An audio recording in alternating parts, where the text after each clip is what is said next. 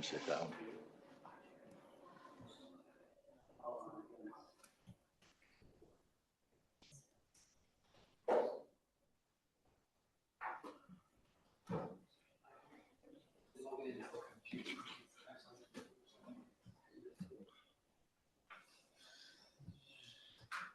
Good morning, everybody. Welcome to this meeting of the Constitution and Democratic Services Committee, Monday, 26th of January, 2026, starting at 10 a.m.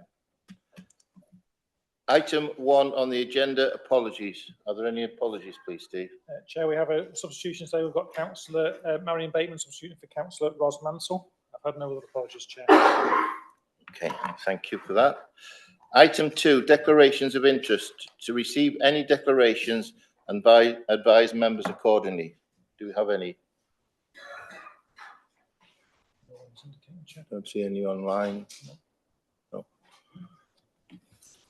Thank you for that. Item 3, the minutes. To confirm as a correct record the minutes of the meeting held on 5th November 2025. So I'll go through it for accuracy, page by page. Page 3, page 4, page 5, and page 6. So this has for. Can I have someone to propose the minutes, please? Councillor Johnson. And the seconder? Gina Madison. Thank you. All those in favour? Thank you. So we move on to item 4, the forward work programme and action tracking, which is available on pages 7 to 18. I'll hand over to the Social Democratic manager to go through these. Please, Steve. Thanks, Chair. If members are happy, I'll use the Chair's mic if everyone can hear me okay. This is the report that comes back to every committee just to keep members apprised of any items in the work programme and changes in the actions from previous meetings outstanding. Appendix 1 is the full work programme, and members will note there has been some significant amendments to that. That was primarily to fit the constitution review into this meeting because we're expecting it to take quite a significant proportion of the time. So in conjunction with the Chair, we did look at what items could move back and move around. So we have done those and reflected in Appendix 1. In terms of the action tracker, that's Appendix 2. I get that. And there are a number of items to look at, but they're reliant on the now Democracy Boundary Commission Cymru's annual report coming through, which I'm expecting that, well, in the next month or so, that will come through. That will have the answers to those, and I will be able to update members on those. The motions, again, our motion is under discussion today at the committee meeting, and we are looking to provide members with a number of courses, but anti-racism was one that has been requested through the WRGA, so we are just waiting for some dates of those for members. But happy to take any questions or suggestions for forward work items on the programme, Chair. Do we have any questions? Councillor Parkhurst. Yeah, diolch, Chair. On the action tracking, an item seems to have disappeared. In the previous meetings action tracking, there was reference to clarification to be sought on the information held on the register of intimidating behaviour kept by the monitoring officer. But this no longer appears on the action tracking, and I wonder what the situation is, please. I don't know, I'm not sure where that's gone, Councillor, but I will make some inquiries after the meeting and make that known in due course.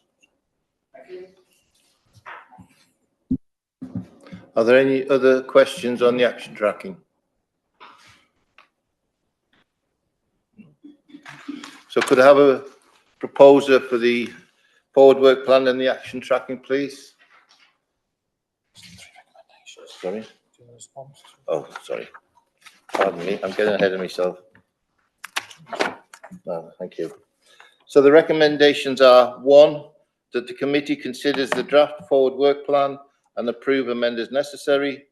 2, that the Democratic Services Manager, in consultation with the chair of the committee, be authorised to vary the forward work plan between meetings as the need arises.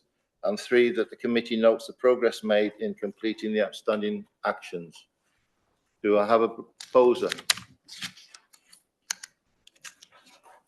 Councillor Gina Madison. A seconder? Councillor, I'll get there. Councillor Simon Jones. All those in favour? Thank you, that's passed. Any against? Or Any against? just for clarity? And any abstentions, just for clarity? No. Thank you.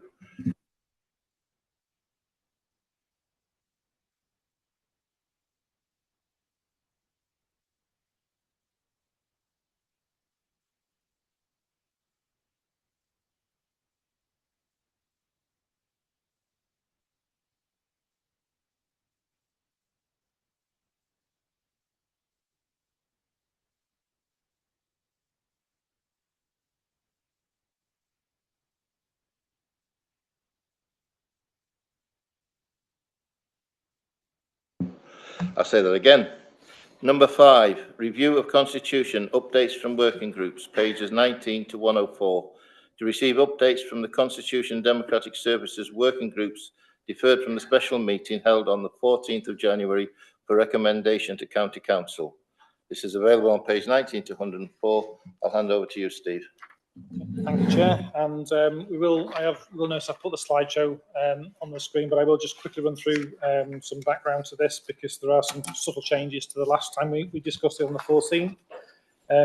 From paragraph 106 onwards, it just explains that we did meet on the 14th of January, and at that meeting there was a number of items that were actually agreed and a number that weren't. The slideshow has been sort of ordered to account for those. So those that have been agreed by the committee at the last meeting have been moved to the end of the slideshow. We'll run through those at the end just to make sure that, and just remind the committee that that's still the case. There were also a number of new or amended items introduced at the committee meeting on the 14th.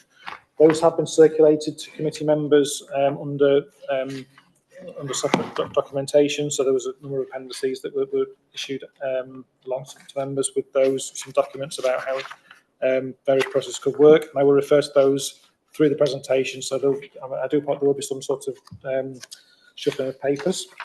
So if we move on to the slideshow, Chair, and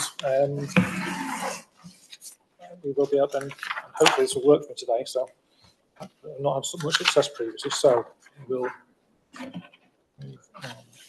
So quickly just run through the aims, just remind members and those that are watching online or watching the meeting back.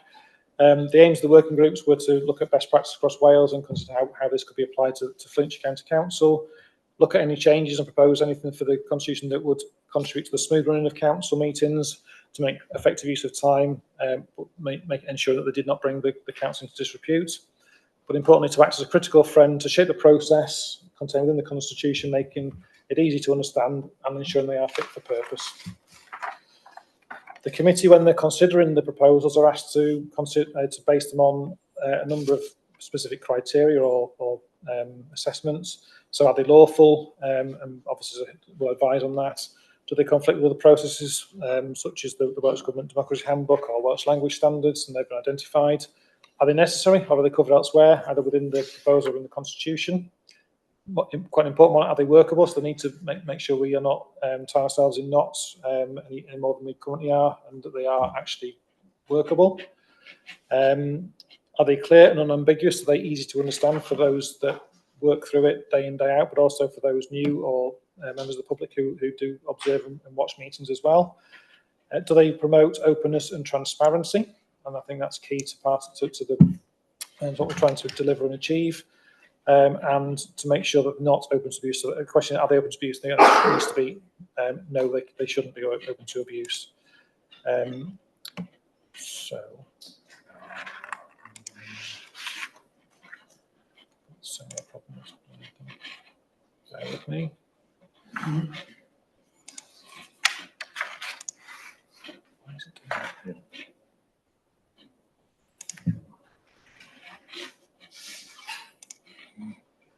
Manager? No.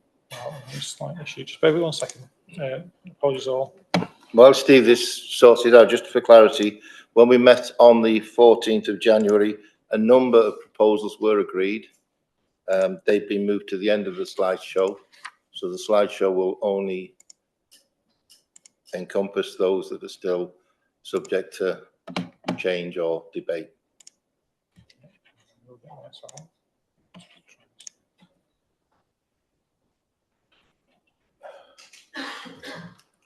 You're going to have to go and see who's online.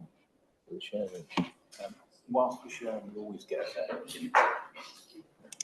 afraid so people need to use that raised hand. Yeah. Excuse me, sir, could I ask the microphone a little bit closer? Oh, sorry. Yeah. Sorry, yeah.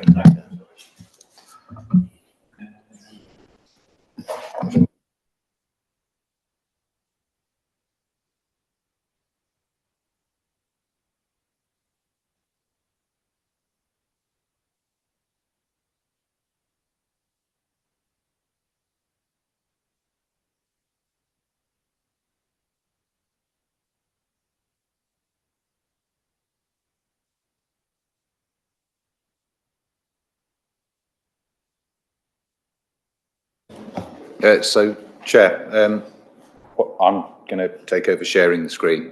So, just in a minute, Maureen will give me sharing rights.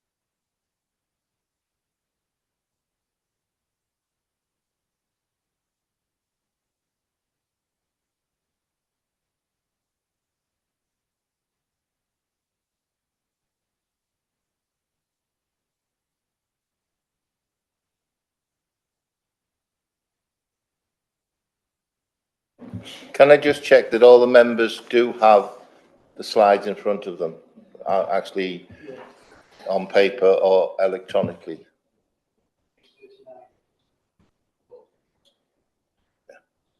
No, Who said no? Okay. I've got them now. Slide 4. Yes, we do now. That's the one. Thank you, Gareth. So, It's the one that says they've been sent to the back, which I think is one. is that yours on my screen share? I think it's the fourth one, guy.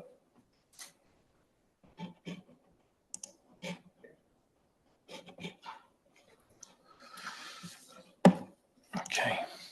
So, if you just go back slightly, Gareth, sorry, it's my fault. That's the one. Sorry, my fault. Right, so the last point on there was as I finished it off before my screen froze, to make sure they're not open to abuse. So we will now move on to the actual, just a quick summary. So skipping on to,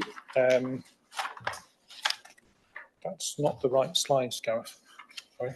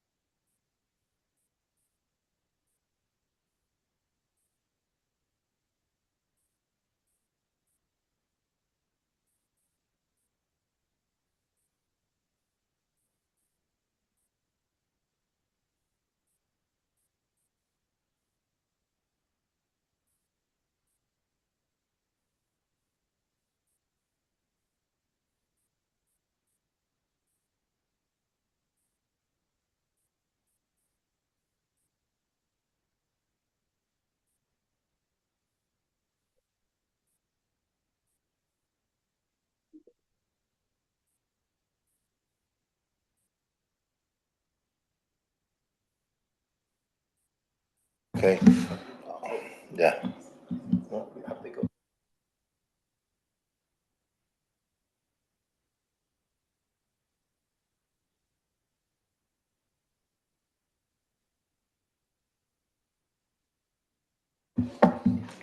Right, all, I do apologise. We're going to do something, rather than share the slide deck on the screen, if members have them in front of them on their devices or in paper form, that would probably be a more easy way for us to, one, keep a track of members who want to speak and discuss items, but also to ensure that you are looking at the correct slide deck. So I do apologise for the confusion. So we should now be on page 41 of the pack.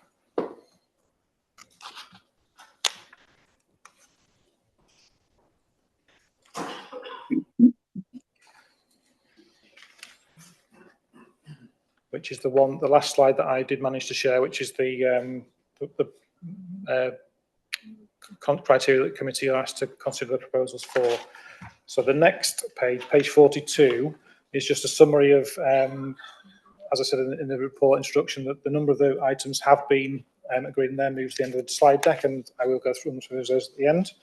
So page 43 is now what the working group 1 recommendation proposal 2, which was about not enough guidance in the constitution outline and what constitutes a valid notice of motion. And this did create a significant amount of discussion at the last meeting when we met on the 14th.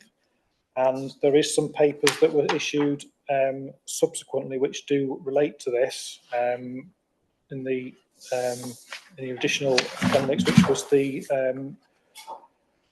motions document that was submitted, how motions could work. So it's really for members to consider whether they do still wish to discuss and consider additional items for the criteria for motions or not.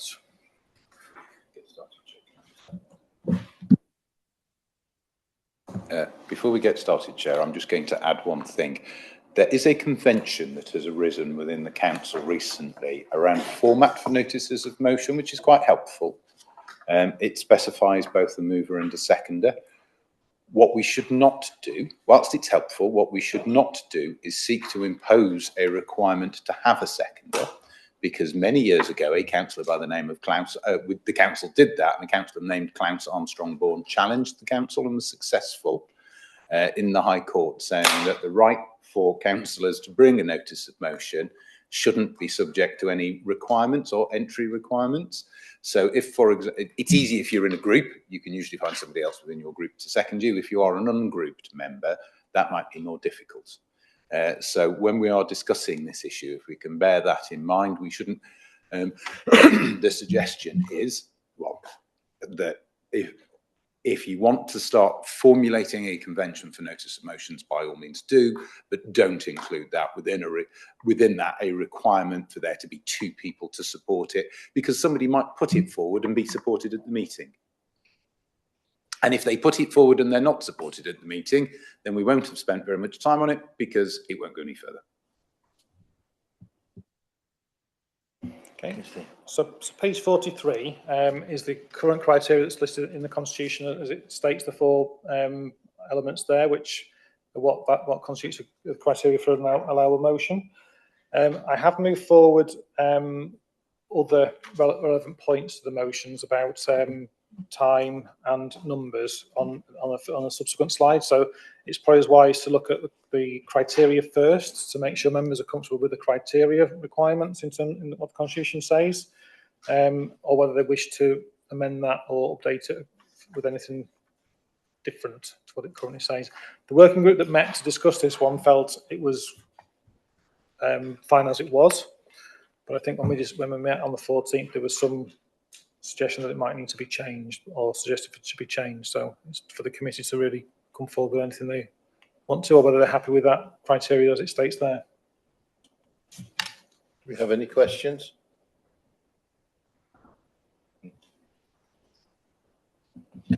Yeah, I'm not quite sure how to move on this. I mean, quite clearly, when we discussed the proposals at that previous meeting, they were in different places across the the sheets that were given out.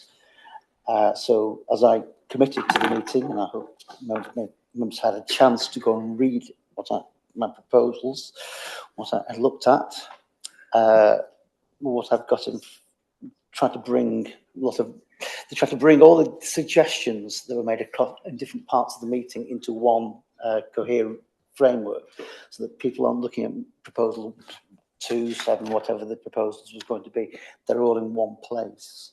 So trying to be very clear about them.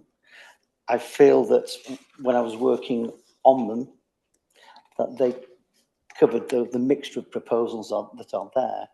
So I'm in the hands of the chair about how we go about this, but I'm just wondering, rather than just going through what I consider personally to be rather bitty direction of travel, going through the different proposals which are in different places, whether we could just perhaps consider the motions as a whole, which I tried to go and do, and work from there.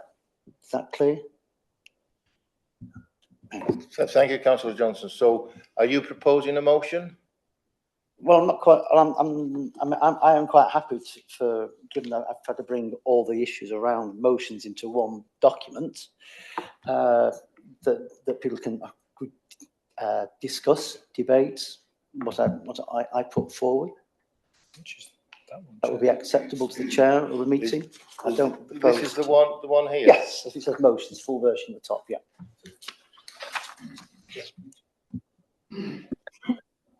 I'm just not sure the protocol and how you would go and do it in the structure we have agreed to work on. There we go.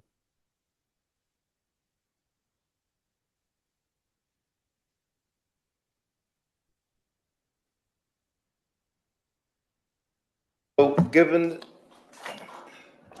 Councillor Johnson, given that you actually gave this note as such, the full version, are you proposing we adopt that as the motion to move forward?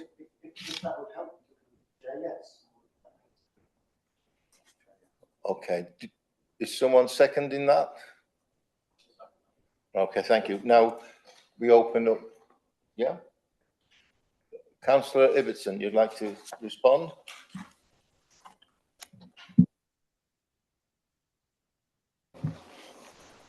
Thank you. I've serious concerns about the proposals set forward by Councillor Johnson. I think they're fundamentally unworkable.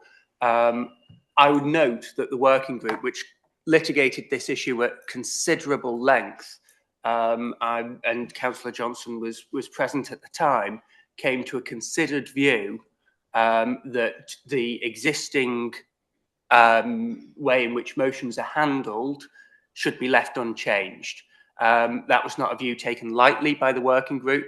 The point of the working groups is that this committee as a whole does not have time to go into the weeds, into the detail on every single issue.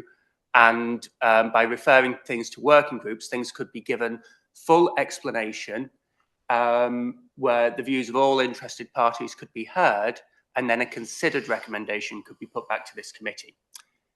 Here we are anyway, though, so let's go through this. The first and most important thing is that the working group has suggested a procedure by which motions which are not controversial could be handled much more quickly. Something that I think has received unanimous cross-party support in this chamber, and which will go a considerable way towards solving the problem that Councillor Johnson's proposals apparently seek to do. Doing that procedure allows motions which everybody agrees are not controversial to be moved and seconded, with the mover and seconder speaking, and will then be put straight to a vote without further speakers. In that way, those motions can be wrapped up in an absolute maximum of 10 minutes and likely less than that. Something that I'm sure we would all welcome. Councillor Johnson's proposals in how motions will be handled in the meeting limit motions, 5 motions and a total of 50 minutes. So sets the maximum per motion at the amount that would be required to handle non-controversial motions. Clearly, some notices of motions are very, very significant. Some would change the policy of this council. Some have changed the policy of this council and have received broad support for that.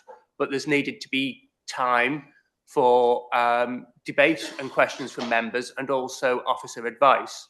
I draw attention at this point to the notice of motion on medical cannabis brought by the Liberal Democrats group and supported across the chamber.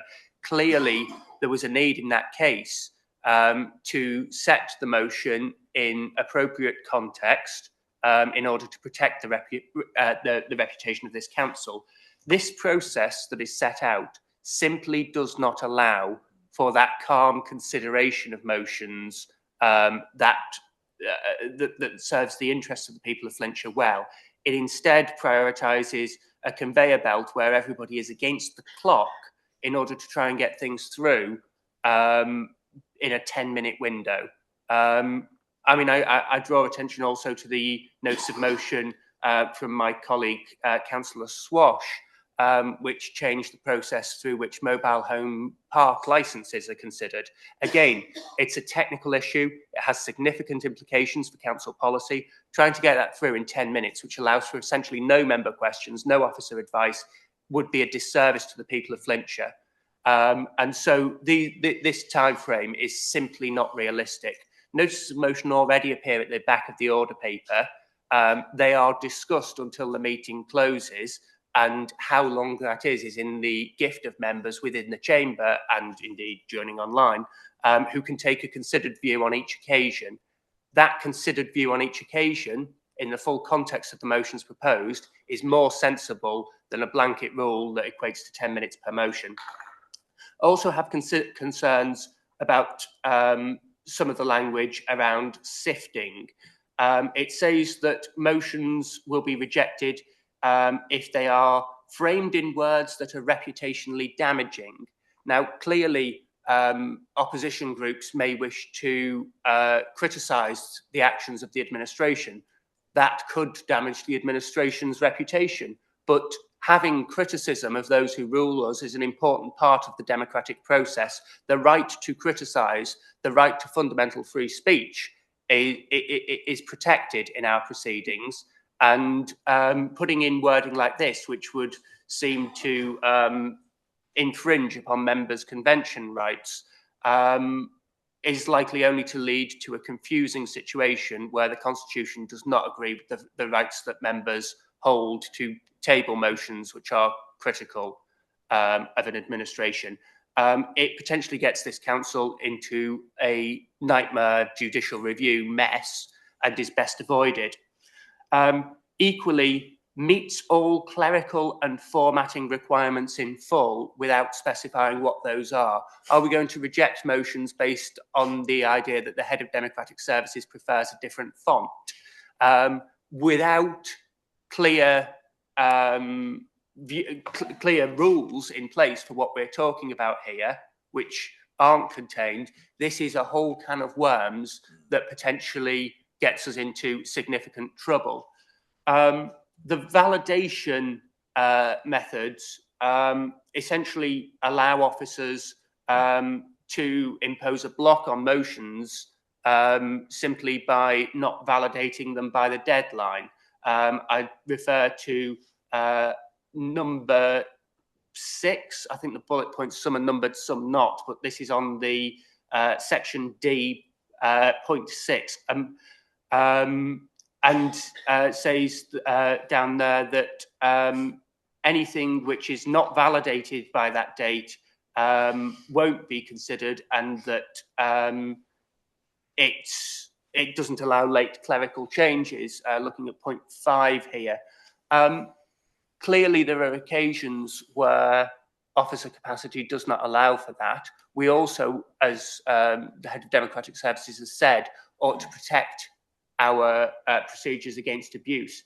In a scenario where an officer did not like a notice of motion, but where it was lawful, this would give an officer an effective veto, because the chair's ability to arbitrate would only come into place if there was an irresolvable disagreement. If there is no disagreement because officers just don't provide any advice, any objection, but don't validate it, then the chair cannot arbitrate. So this again gives unelected officials of this council a complete block over the functionings of those of us who are elected and accountable to the people of Flintshire. All power that is exercised through this authority must be accountable, must be democratically accountable, ultimately to the people of Flintshire, and this would prevent that. So there's a lot of problems with what's being proposed, some of them technical, some of them practical, some of them potentially legal. I think that we ought to go back to what the working group, in its calm deliberations, where some of these points were raised in that discussion, has come to the conclusion of, not reopen this can of worms. And if there is a desire to proceed with changes similar to what's being proposed, then they ought to be brought about in the fullness of time and in a considered way, rather than being rushed through on this draft, which this is the first discussion of, despite the opportunity months ago to submit written submissions and through the working groups. If we change things on the hoof now, knowing that there are unintended consequences from this, we will be doing ourselves and the people of Flintshire a disservice. So I move an amendment, Mr. Chairman, to the motion, and I move that the recommendations of the working group on proposal 2 are adopted in full.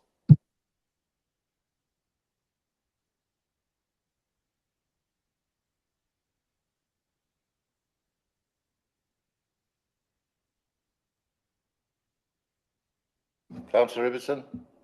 I appreciate, obviously the mic wasn't on, so people online won't have heard. The monitoring officer was trying to consider whether my amendment would negate the original motion. It would not, because the status quo here would be that nothing is approved. What I'm suggesting is a specific alternative recommendation be approved. We have to vote on what to take forward. And there are indeed proposals there which are not the status quo, specifically on slide, which is page 43 in the bundle, the last bullet point on there, that additional training be provided. That is not the status quo, and so therefore would not be a simple negation, because there is a proposal to do something which is not otherwise to be done. Chair, I think I'd thought about this when I'd seen a number of suggestions that there be no change. And in order to allow this committee to actually consider what it wants to do and not to be bound by the recommendations of the working group, I think I'd come to the conclusion then that actually going from a no change to having some changes must be allowable. Otherwise, this committee is going to be bound by the recommendations of the working group, which it absolutely is not. And I've been at pains to point out to members. If it works that way round, it must work in reverse, mustn't it, Chair, logically? And leave to one side that we have this rule that says, you know, we're not going to allow notices of motion that negative things. In this circumstance, you absolutely have to be able to go from no change to doing something, and therefore presumably back again. So, Chair, I think the amendment probably is valid. Otherwise, we're going to get into problems later on. And, you know, whilst we can apply the rules in a purist way all we like, we actually have to get some business done as well, don't we, Chair?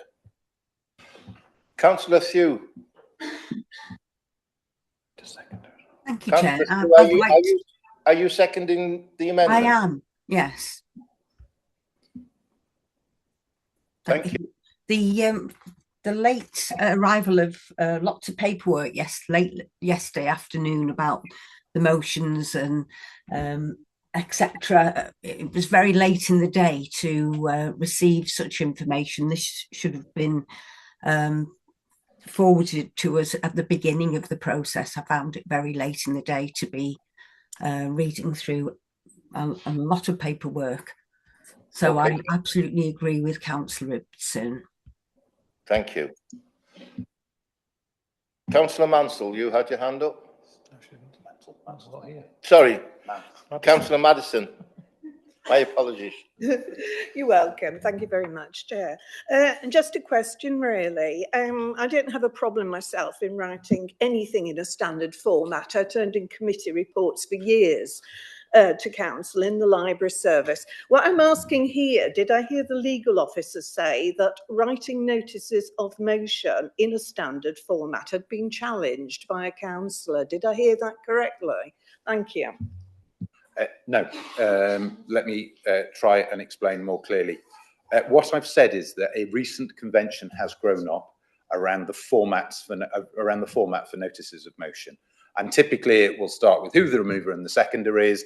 Then it will go through a little bit about the proposals, and finally it will come to a resolution. It's quite a helpful format, but what I have cautioned against is require it. If you want to set formats for notices of motion, what I am cautioning you against is requiring a seconder to be specified.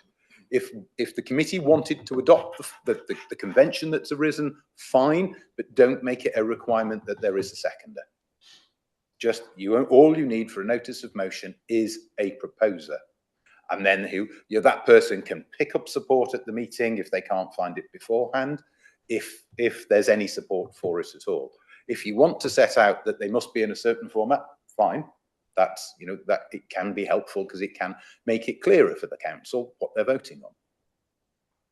Just don't impose that requirement for a seconder, was my advice. Councillor Parkhurst. Yeah, Diolch, Chair. A lot of thought and consideration went into the process for considering changes to the Constitution, the setting up of the working groups. You yourself, Chair, put in an awful lot of work, as have other members, to consider every matter thoroughly. Having such detailed and complex variations proposed outside of that working group structure with very little notice in a manner which is confusing and which introduces so many unintended consequences is wholly inappropriate and dangerous. And I support Councillor Ibbotson in his amendment. The document which has been referred to by Councillor Johnson should be dismissed, and if it needs to be considered, it needs to be considered thoroughly and properly with proper consideration at a future time. Diolch, Chair. Councillor Simon Jones.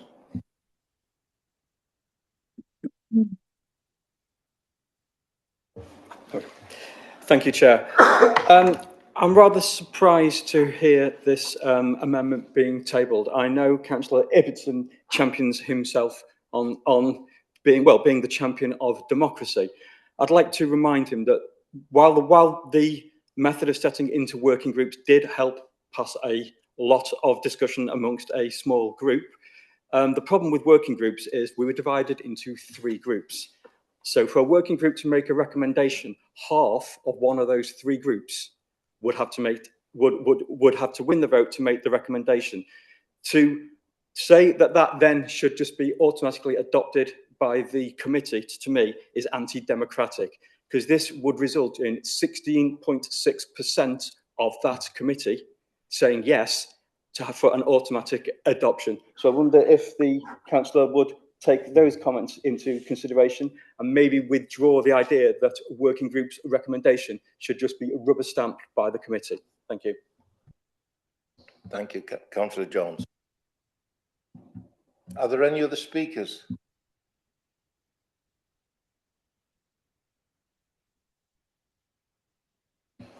Chair, just to clarify 2 things really. The document we're referring to wasn't issued on Sunday night. I think what's been referred to is a reply to an email from Councillor Johnson to clarify the word in one of the documents. The documents were issued actually on last Wednesday, just after the agenda was sent round, so that they have been circulated for a while now. And just to clarify the points, the working groups were there to, as Councillor Jones has explained, to consider the points and put forward committee's recommendations to committee. Committee then need to look at those recommendations and decide whether they want to adopt them or not.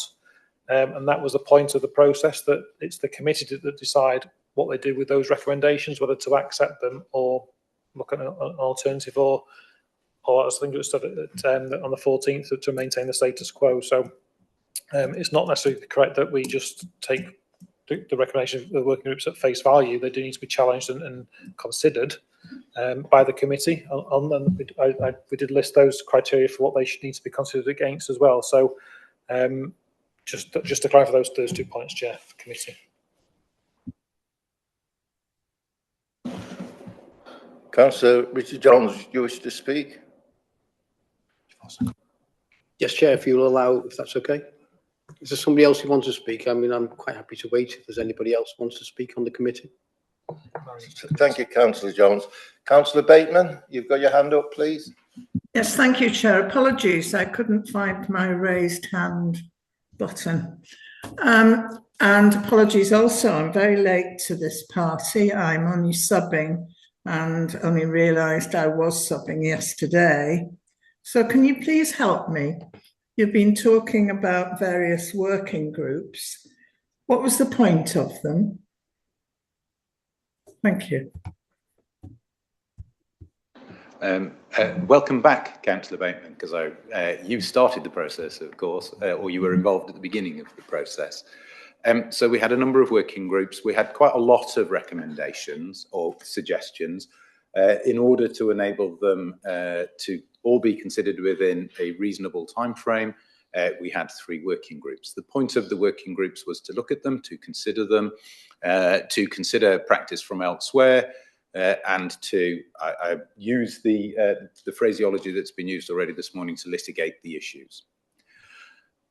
The working groups are advisory groups. They can't make decisions, they can make recommendations, they can't make decisions. So the role of the working groups, and I did issue, before you were a substitute, an email to all members about the working groups. The role of the working groups is to provide recommendations.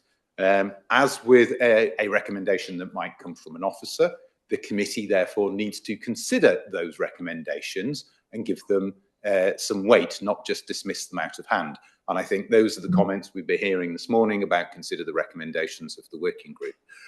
The point that I did make, though, is that the committee, the working group does not make decisions. The committee makes decisions. The committee must make its own mind up. I didn't go into the legalese in my email to members. I kept it quite light, but you can sense that I'm going to go into the legalese now, can't you?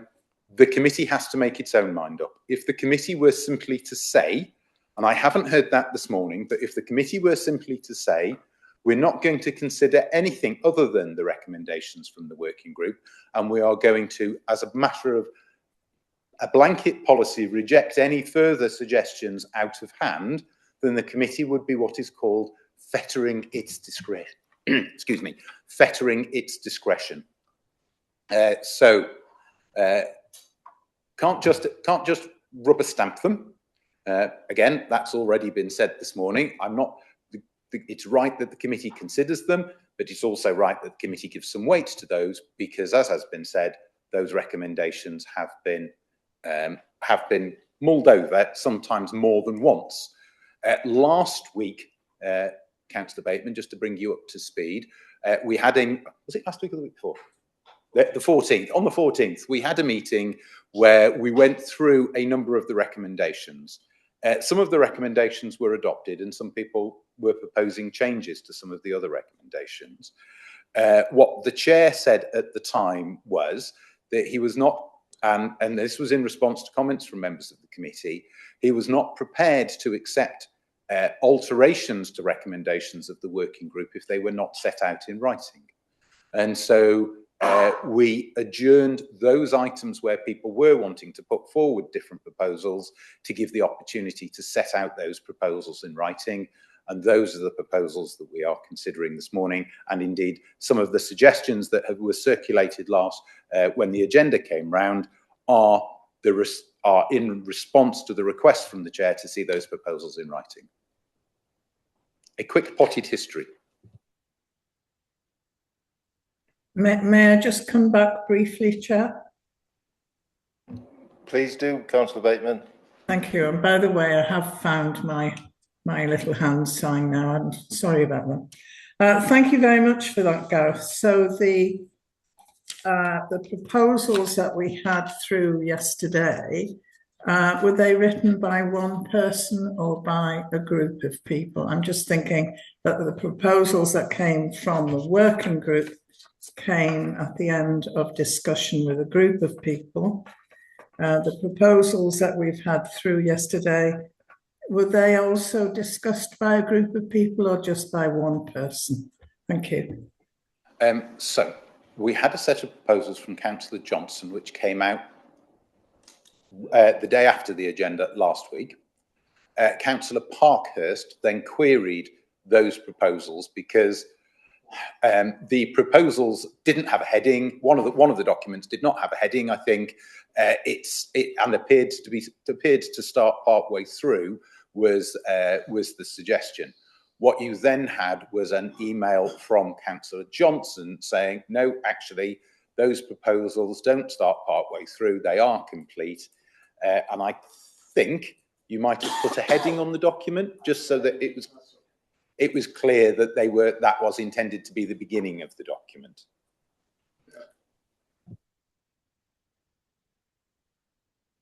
Sorry, just to clarify as well, I also attached with those suggestions a table which did include several other suggestions from other members of the committee. So they're not just all from Councillor Johnson.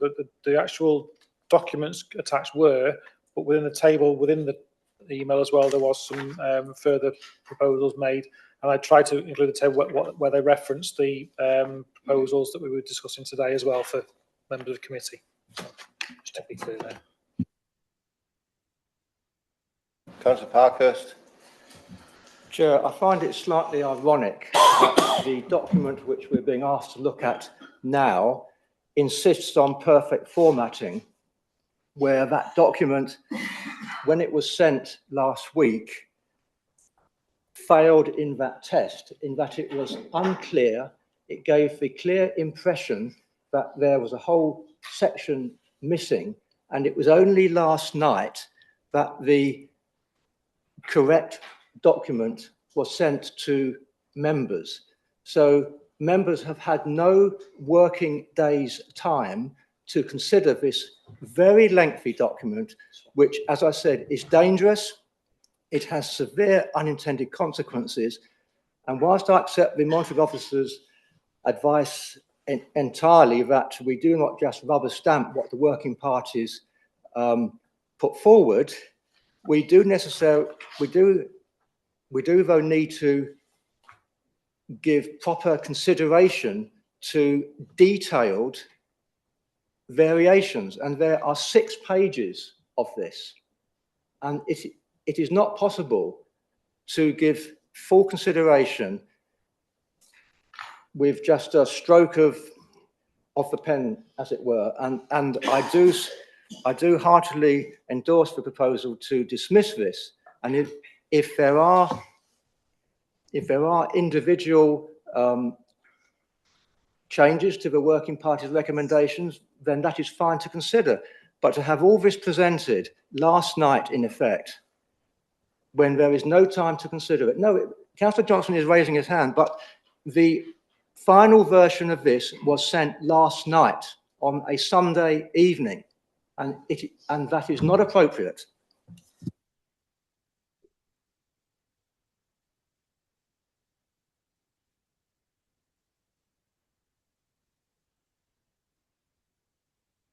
Councillor Johnson, you've got right of reply. You'll have to come in at the end. Councillor Jones, you wish to speak before? Yeah, thank you, Chair, if that's okay. First of all, we've just heard from a member that he considers it to be inappropriate and dangerous, and I think we should ask the monitoring officer for his opinion on that, because that's something which obviously we're interested in not overstepping the mark. I don't see anything dangerous in this. I don't see anything inappropriate, and I can't see many unintended consequences, because I think most of the consequences have actually been considered. So, and let's remember, we're not doing this to limit the notice of motions. We're doing this to make better use of officer and member time. That's the purpose of this. I mean, let's get back to some sanity in this. The reason we're doing this is to make better use of time. And I think that's the whole point of setting some of the agenda items with time limits, because at the moment it can't continue having these meetings which just overrun without any limit. I think we've got to keep that in mind, Chair, although I understand that we don't want to undermine the process. I still think that the proposal by Councillor Johnson is, in my view, is the better version, if not the final version, but I'd like the monitoring officer to just give his opinion on the appropriateness and dangerousness.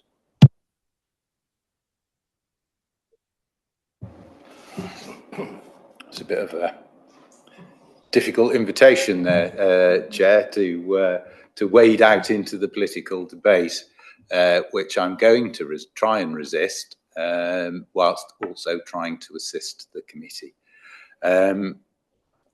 Members are, of course, able to express their own subjective views about the proposals. If there are areas within the document where some tightening up of the drafting might be required, it is possible that during the course of debate, Councillor Johnson might wish, when he's exercising his right of reply, explain what was meant by areas that appear to be unclear.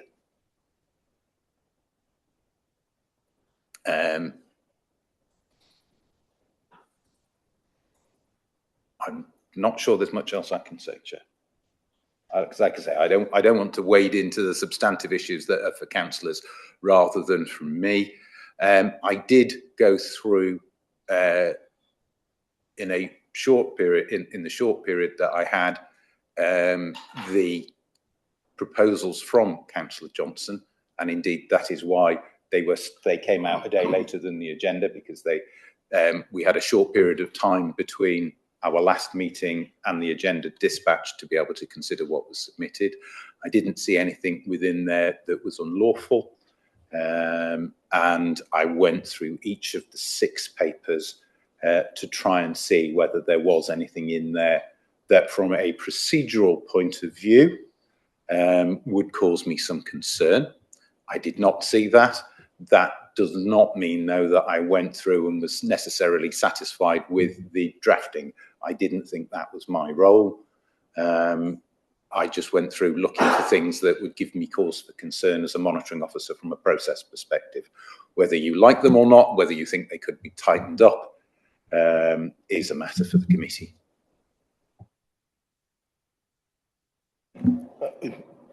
Before anyone else speaks, I'd just like to put a little bit of meat on the bones.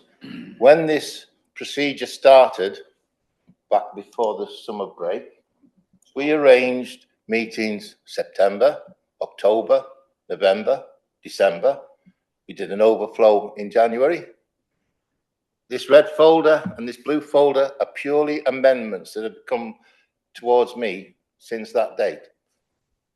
So, and part of the process was every member could attend every workshop, whether they were part of the actual group that were put forward to actually vote or decide.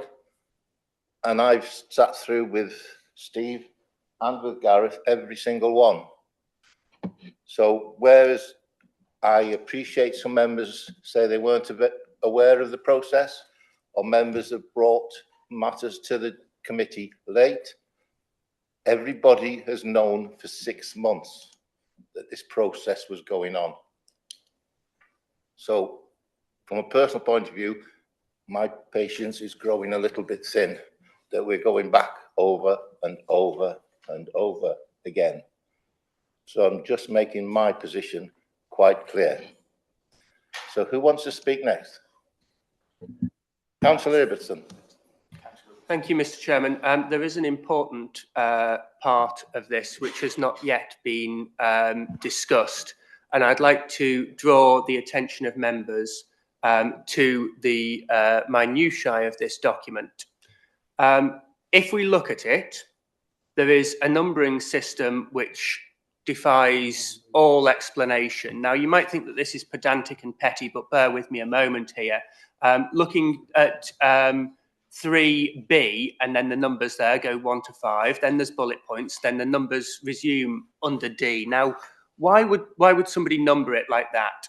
If we look at 3A, there's a lot of M dashes in there, something that human beings basically never put in formatted documents, but is very, very common in AI. Some of the sentence structure here is very dense and very typical of AI.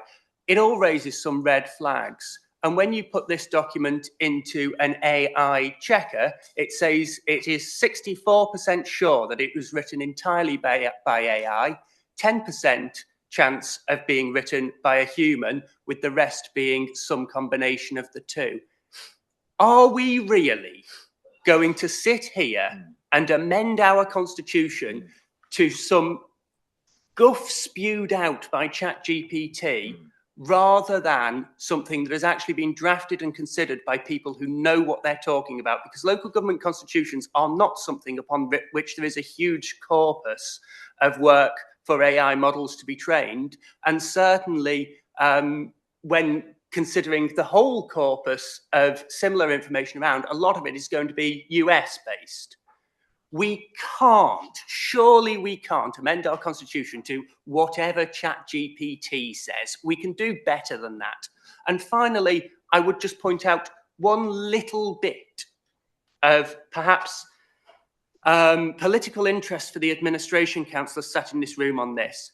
If you limit 50 minutes for 5 motions, 10 minutes per motion, I mean, there's a lot of motions that Flintshire People's Voice table that the administration disagree with, wish to speak and vote against. That's fine.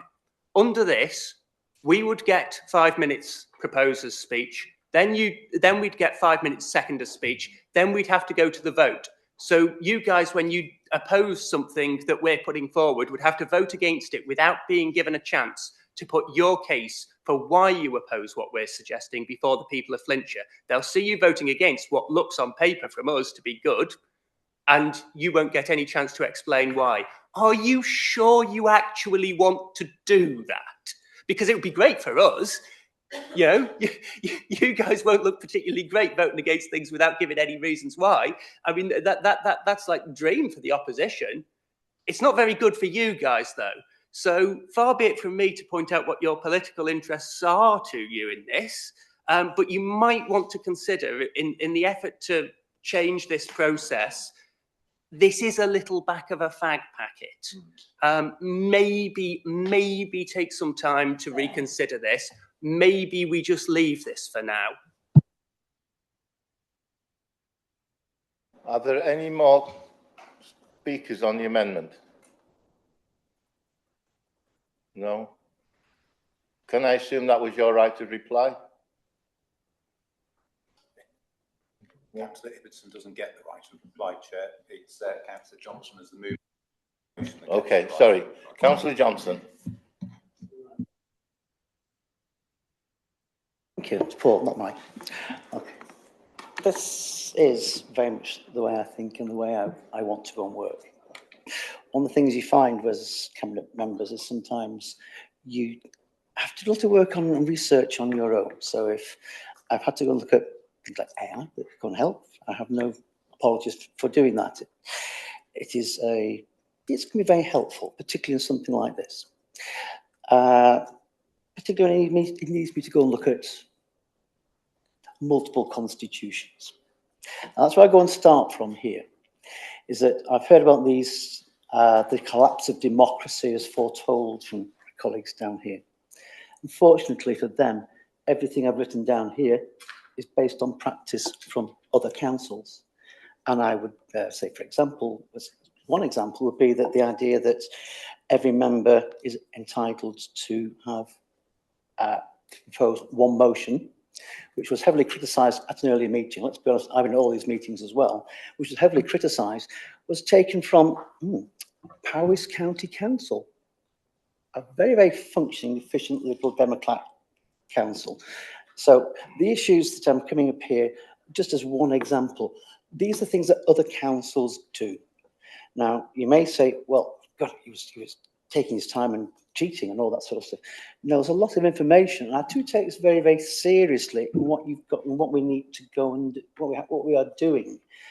I do take strong offence, to be honest, when I'm told that because 2 pages, the overview of changes, wasn't received, that members were incapable of reading the other 5 items that I went and submitted. They all stood on their own, and if you look at it, the title of that, even on the submitted document, was the overview of changes. It was not about the actual changes themselves, it's how they all went and fitted together. So, let's have a look at some of the things that have been said.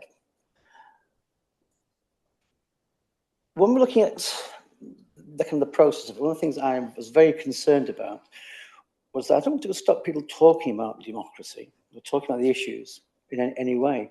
But somebody who sat in this chamber here, it is amazing how many motions actually just get bogged down in procedural discussions and procedural debates. And it's actually the outcome of the procedural discussion that sometimes can be more important than what's on the actual motion itself. Now, I think that we need to move away from that kind of approach. People should be seen as debating correctly. And as we're going forward with that. Now, one of the points I wanted to go and see, and if you look at some of the, say, on the short versions here, people make points about, say, the validation. If everything is sorted out 10 days beforehand, that does allow, for example, when it was mentioned about the mobile homes, the medical cannabis, that time does give you a breathing space, rather than the hecticness that there is now, to actually go and form a consensus to what you are trying to do. People will say, well, Johnson's not going out to consensus, but I am surprised again that Andrew is sitting down there, his leaflet went out, leaflet said, stop divisive politics. And on that, I'm quite agreement. It's just trying to find a way around the division that seems to be plaguing far too much on our council.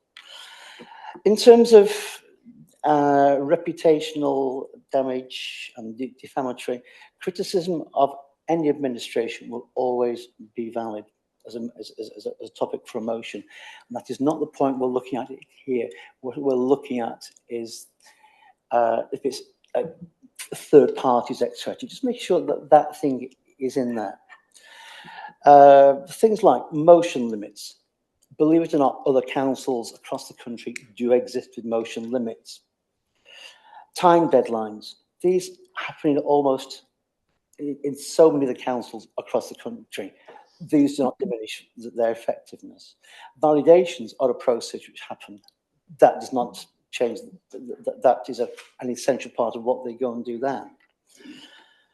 So, mention has been made about officers having too much power. Well, each step in this, I kept thinking, if I was in opposition, what would I require? Bear in mind what I know from being administration, when you've got to get that balance between the business of the council and the voice of the voice of councillors, so that officers must be accountable to members for the decisions they go make. So if it doesn't fit validation criteria, you must be able to know that. And if you read the document, you will see that to ensure that things can be negotiated and before that validation date at day -10, there are 5 days in which discussions can be made between the officers and the proposer. So I do believe what I'm put forward here is something which is coherent. It's based on what other councils go and do. If you feel that change is something you are worried about, then embrace it.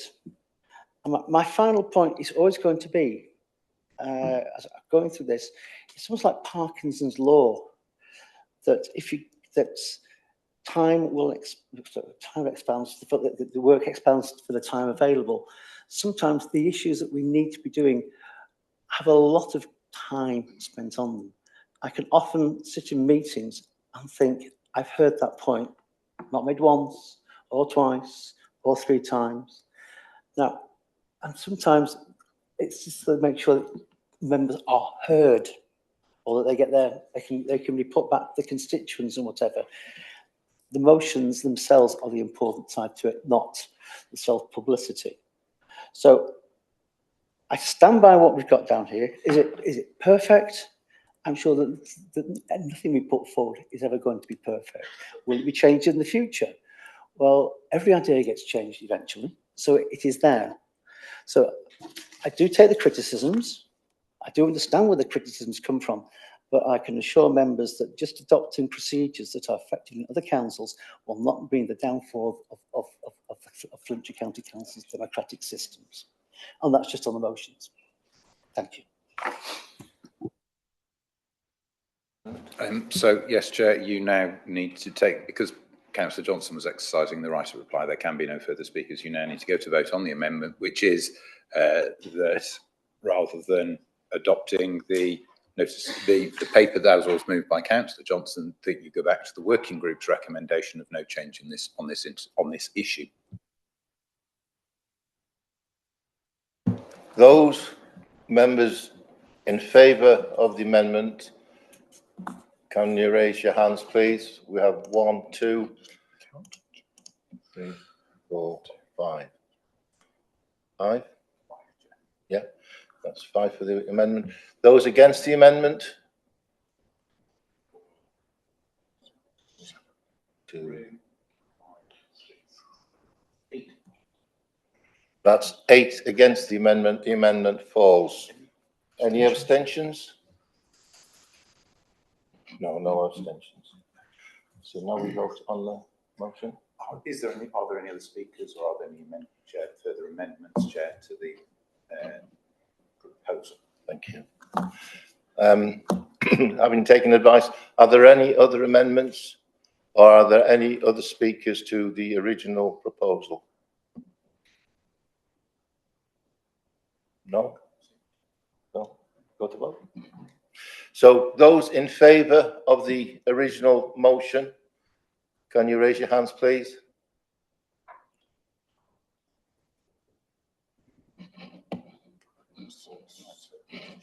Eight for the motion.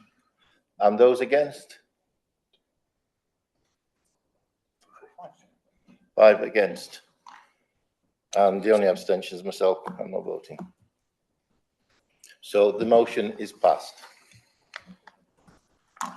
Considering that motion basically covers most or all of the issues with regards notes of motion. Shall I clarify where we're at now? Yes, Chair? 'Cause please.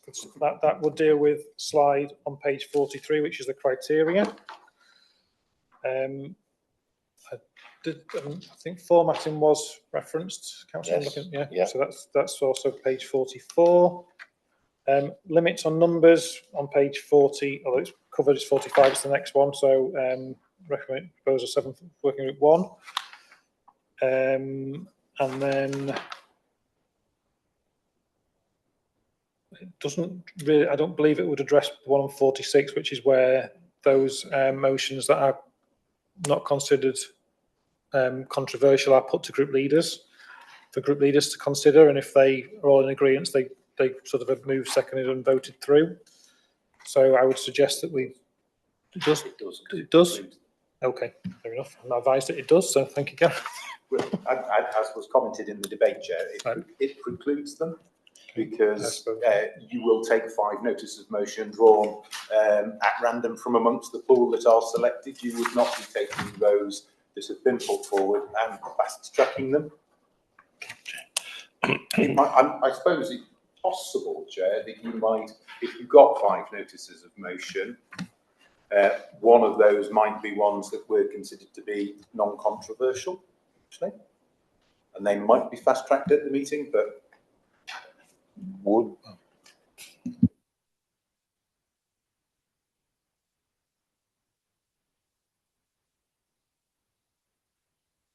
That would be an amendment to the proposals that have been put forward, I think. Can't do that. But you can, of course you can, Chair. But I'd kind of seen the two as exclusionary, but like I say, it is possible that they might not be. Councillor Ibbotson. Mr. Chairman, there's no need to consider the non-controversial process because under what we've just adopted, every single motion is treated through that non-controversial process now. There's 10 minutes for each, which is what the non-controversial was. Only the proposer and seconder now get to speak on notices of motion. Nobody else gets to, which As I say, I'm not quite sure was the intention by the administration, but this is what they voted for. So as Napoleon said, never interrupt your enemy when he's making a mistake. We'll go with you want to carry on? Yeah, so again, page 47, which is allow a right of objection by any member to an amendment. That wasn't, again, I'm sort of looking to Councillor Johnson for that, so that possibly could. Okay. Councillor Ibbotson? Thank you, Mr. Chairman. I think this was accepted at the last one, but I've just got a concern based on the additions to the presentation since. If we go to page 49 of the bundle, the text in yellow doesn't actually specify what happens in the event of an objection, which should say that the amendment will then be put to the vote as an amendment normally would, rather than accepted as an alteration. We just need to be clear what happens in the event of that objection. Thank you, Councillor Ibbotson.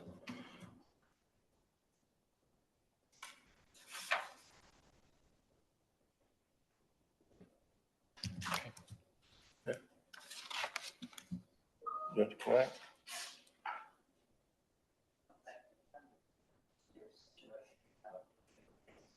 Councillor Johnson.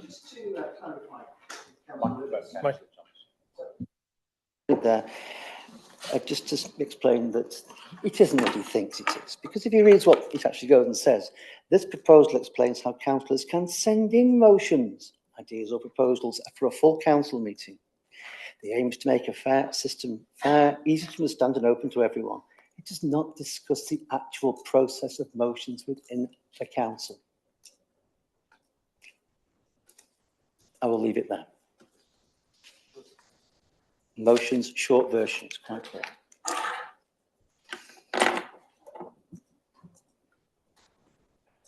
It's a process of submission, not the process of debate.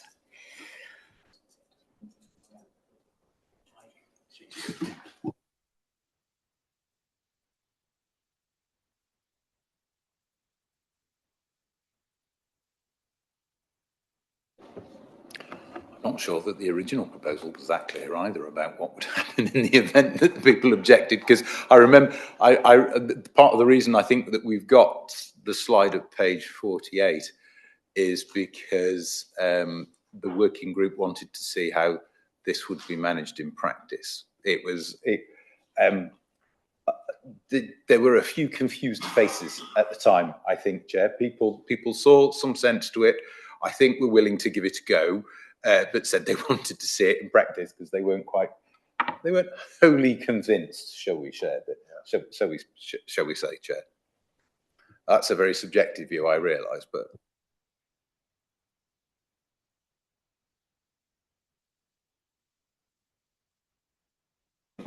The working group in this case suggested a mock council meeting to be held to test how the suggestion change would work, and followed up with specific training to be provided by the chair of the council.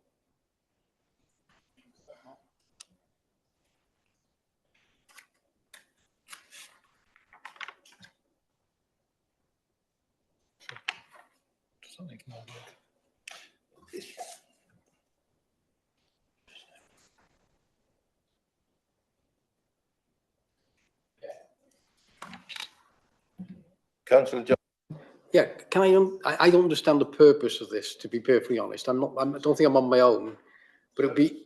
So do I. I think it might be worthwhile to understand the purpose of this proposal, because if you don't understand the purpose of it, then you can't understand the benefits and disbenefits of it. So I think that needs an explanation first. Councillor Ibbotson. Thank you.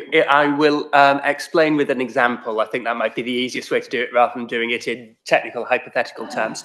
If we cast our minds back to the motion on compulsory digital ID cards that the Liberal Democrats brought to full council, I think in the early December meeting, Now, within that motion, there was a line where the council resolved to thank the Liberal Democrats nationally for their consistent opposition, blah, blah, blah. And a Labour councillor moved an amendment to remove that section from the notice of motion. Fine. If we take that issue and we say that if instead of the Liberal Democrats tabling it, Flintshire People's Voice had, and then the Liberal Democrats moved an amendment to add that bit, right? If Flintshire People's Voice had accepted that as an alteration, so it was incorporated into the motion without a vote, it is then unclear whether a further amendment could be moved to remove that again, in which case Labour councillors who are, and indeed did ultimately vote for the motion as amended and would have been happy to vote for the motion in this case as proposed by Flintshire People's Voice, but wouldn't have been willing to vote for it with the Liberal Democrat one in, would then be forced into a position where they'd have to vote against something they supported because of that one line, or vote for that one line because of the rest of it. What this does is it says that where an alteration is made to a motion that does not have the support of council as a whole, it can be prevented from going in and avoids a situation where we have motion amendments and then amendments to remove those amendments. And then if you allow amendments to do what's already been done, then potentially we get into amendments to add them back in again. The current system allows for things to descend into a bit of a mess in some circumstances. There have been occasions in council where I've been supportive of a motion as drafted, where amendments have been proposed that I then don't support, where they've been accepted as alterations. This just potentially avoids a procedural mess. Now, in most cases where this has happened thus far, I think people have been broadly happy to just chew down on it to avoid the potential mess. But it's a pit waiting for us to fall into it. This gives us a bridge over that pit. It is very unlikely to be used much, if at all, but it is there to protect us against a potentially farcical situation. I mean, the one area where this potentially would come into its own might be, and I'm loath to raise the spectre of it, but political balance, which we already know can be a bit farcical. And there are occasions when this might streamline some of that mess. So it's a tool to be used to prevent what is currently an accident waiting to happen in the Constitution. Hopefully going through the example like that gives a bit of a flavour of where it's coming from.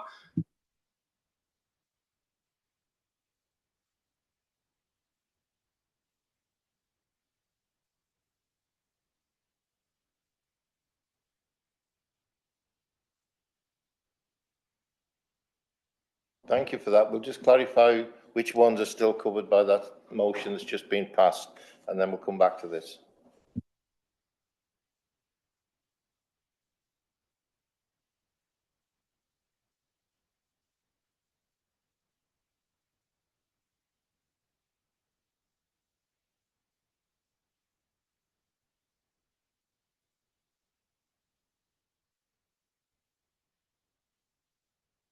So, Chair, just whilst we've been debating that issue, I appreciate you trying to clear the decks to try and work out which ones follow.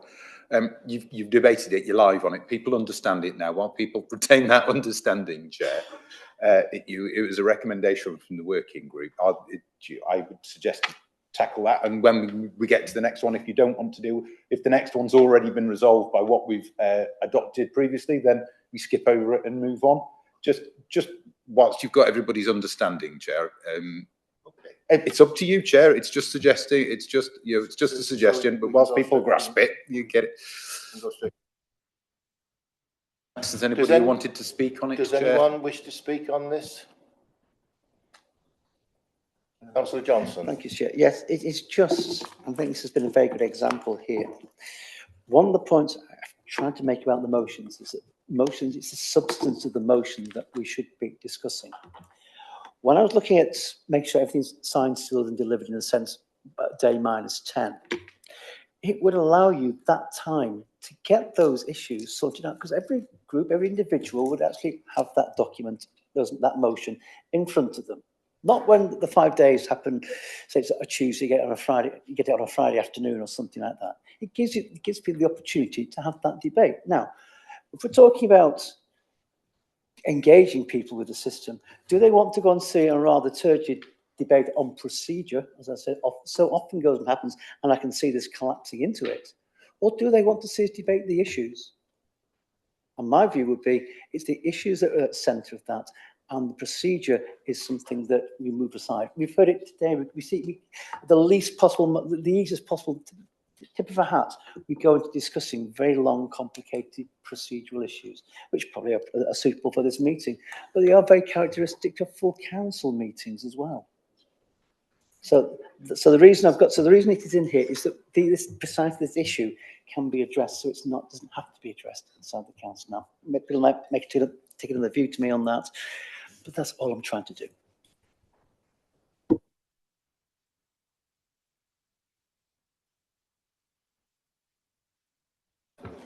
Does anyone else wish to speak on this amendment, this proposal? Councillor Marshall. Diolch yn fawr, Cadeirydd. Could I just ask if Councillor Ibbotson could expand a bit on the scenario that you mentioned about the amendments that the Liberal Democrats not be thanked? Is it true that using the new system that the FPV and 2 independents could then oppose that amendment and then it would be cancelled? Thank you. Do you wish to come back, Councillor Ibbotson? It would need a total of 10 members to object to the amendment, so the same as currently required to request a recorded vote. I think he might have inflated the size of the Flintshire People's Voice group in Councillor Marshall's point, to which I do not object at all, and we shall see. But what would happen in the event of 10 members objecting to the accepting of an alteration by the mover of the original motion would be that there would then be a vote on that rather than it just becoming part of the substantive. So it doesn't give anybody a right to veto, to block an amendment.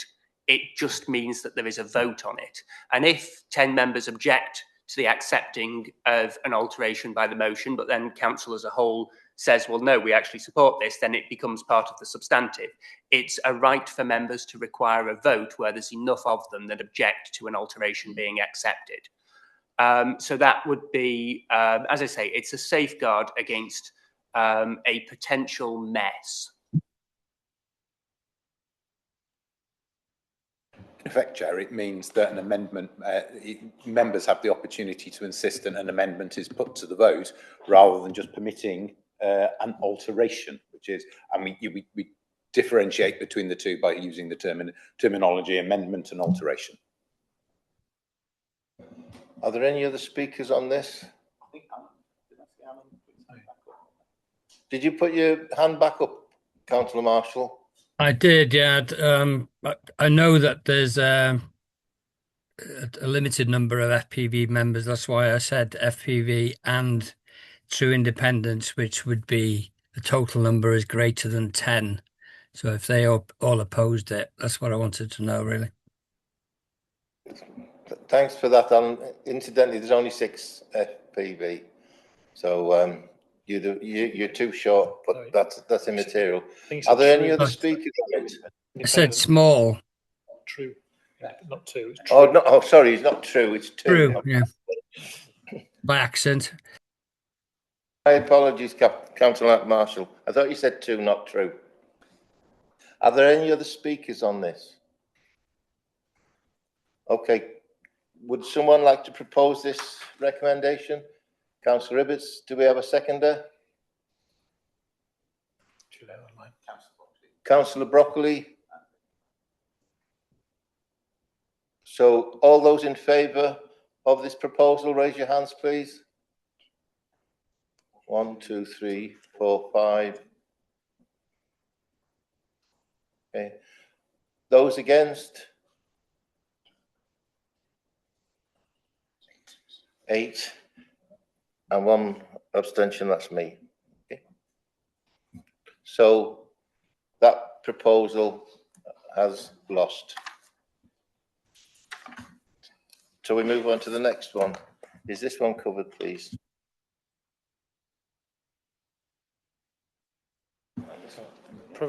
On page 50, this is the one that needs more work. So this will come to committee as a standalone item, probably at the March committee meeting. 51. Quite a complex one. 51, I think, has been dealt with about earlier about the example the Monitoring Officer gave about the seconder not being named, and I think this was to look at seeking to name the seconder. So it kind of negates that. So that probably does need to be. I think it's part of the proposal anyway. So that could be. So we move on to the next one. Page 52. 52. That was the wording for the previous, so that can be scrubbed. Okay. Page 53.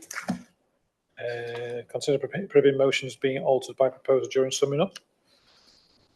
I mean, this is just so that everybody's clear about what's being debated, isn't it? Actually, and actually, it is the rule at the moment. If we've slipped away from it at some point, we shouldn't have. So I think what we agreed was to just, you can subtly reinforce the requirement to, when you're summing up, stick to what was moved. And that was what we were proposing to do. We haven't got the wording for it, but it was. Oh, it is drafted. Sorry, we did get the wording for it. I do apologise.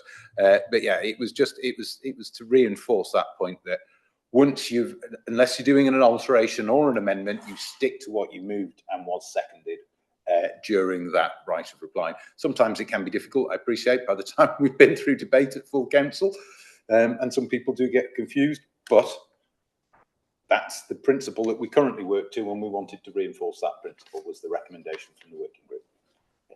So that's page 54. And 55. And 55. So that needs to be considered by committee. Needs to take a vote on that, whether it's agreed or not. As for the last one, I need to just take that one off. So it's sorry. So it's page 53. Yeah. This is a proposal being put by the working group to strengthen the process around prohibiting motions being altered by a proposal during the summing up, and that's what the pages 54 and 55 seek to address. So it's whether the committee agree with that being added to the constitution, and therefore the word needs to be amended subsequently. Okay. To that. So page 53, consider prohibiting motions being altered by a proposal during summing up. It was agreed by the working group to strengthen and clarify the wording in the Constitution, as this already exists, to include in the mover's right of reply, they should not alter the motion as originally proposed, and request that any amendment to a motion be submitted in writing for council to consider. Do we have Councillor Ibbotson? Mr. Chairman, can I draw members' attention to page 55 of the bundle and the changes made here, which are, I think, quite dangerous and have unintended consequences. So this is amendments to motions, and it says that anybody who wants to amend a motion must submit it in writing X working days before. The issue that we have is that a lot of motions are moved at the council meeting without notice. The bulk of motions at council are moved without notice because they are motions to adopt recommendations from reports. Now, often those motions that are moved without notice will differ from a simple, straight adoption of the wording in the officer reports. Often an additional line will be added to them or something will be changed. If we get, for example, the capital programme or the capital strategy, or indeed basically anything, and I get up very quickly and say, I move this item, but I move it with some minor change somewhere.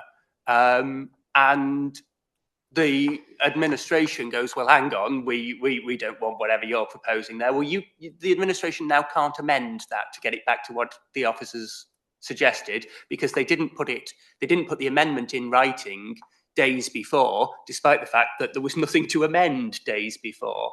So I think if we are going to do this, And I agree with the working group's assessment that it is sensible that amendments be put in writing.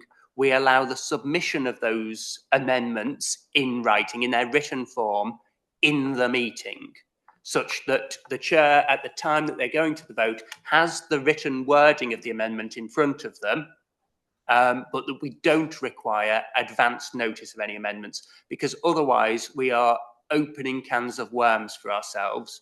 We also get into the situation where, I mean, the sort of backup there would be for motions to be defeated and then moved again, but then you get into the situation where, yes, let's say the capital strategy or capital programme or the pay policy statement or whatever, I get up, move some version of it that the coalition doesn't like.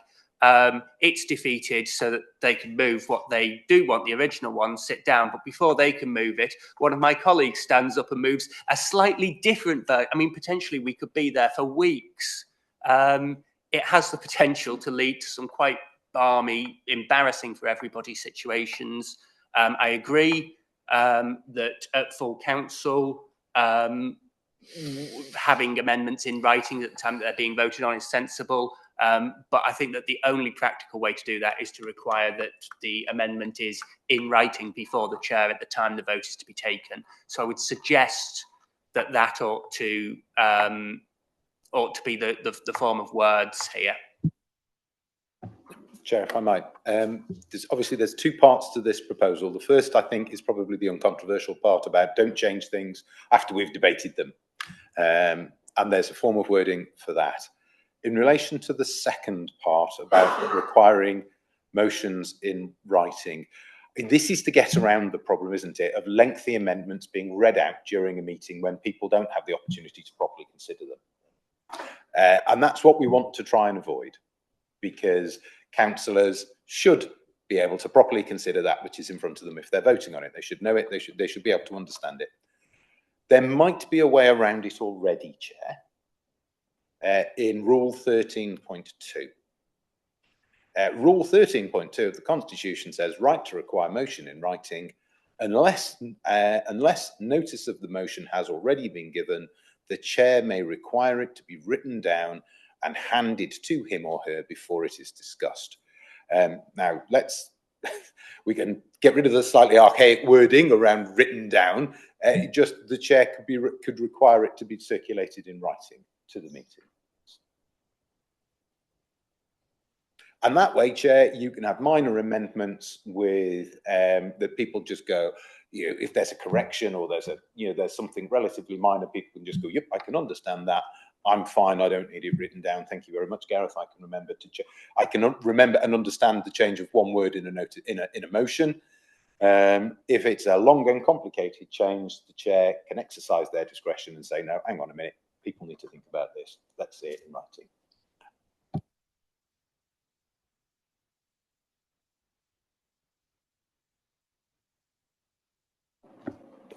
Chair, it does depend upon members exercising their discretion, thinking ahead, and considering how other people will react to the notice and whether other people might want to see it written down. We could encourage councillors, if they're going to be moving, if they know they're going to be moving an amendment, to circulate it in advance so that people have the opportunity to consider things, as we did here in preparation for today. But that's just a suggestion, Chair. Hopefully the committee find it helpful. Have we got any more speakers on this subject? Councillor Richard Jones.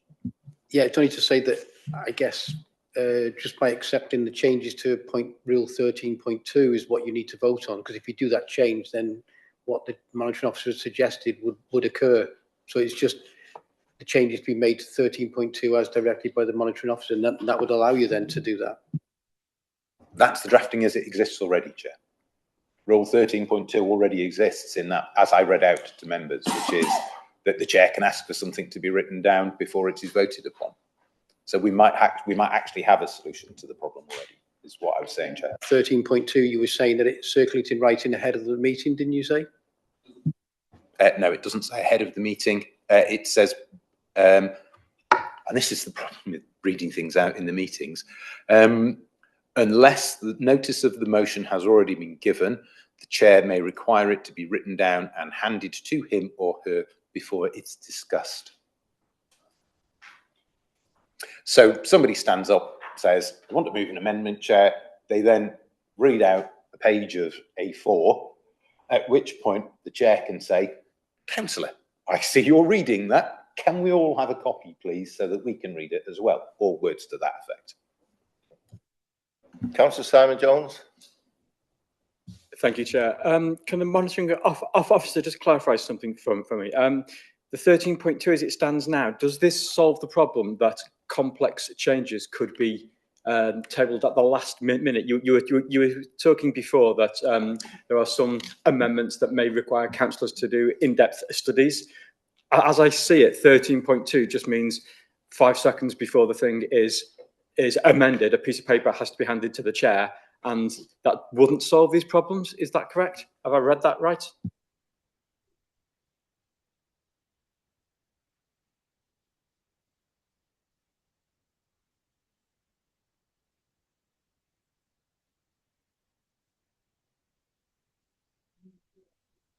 So, Chair, I'm going to follow my own advice. I'm going to share the wording of what 13.2 says already. There you go, up on screen now. So you can and let me. So you can see it there. Does it altogether solve the problem? No, potentially not, because it might be that the chair requests something in writing, but it could be several pages long. So at that point, I think, again, using existing rules, members would say, either can we have an adjournment to consider this because it's very lengthy, or as we have done around political balance, or somebody might say, Chair, this is very lengthy. Actually, I'm going to move a closure motion on this and adjourn it to the next debate because I want time to consider that proposal. I think we potentially have the tools. Equally, 13.2 might be a solution. It might not. It depends upon the precise circumstances in the meeting and the length and complexity of what is being put forward. I think we're trying to cover a lot of different circumstances here, aren't we? There's a huge number of potential permutations. And you can't always legislate for all of them.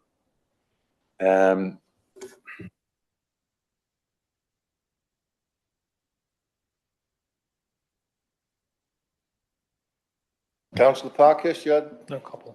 I'm going to stop sharing, Chair. So you can see the Yeah, thank you, Chair. Hang on.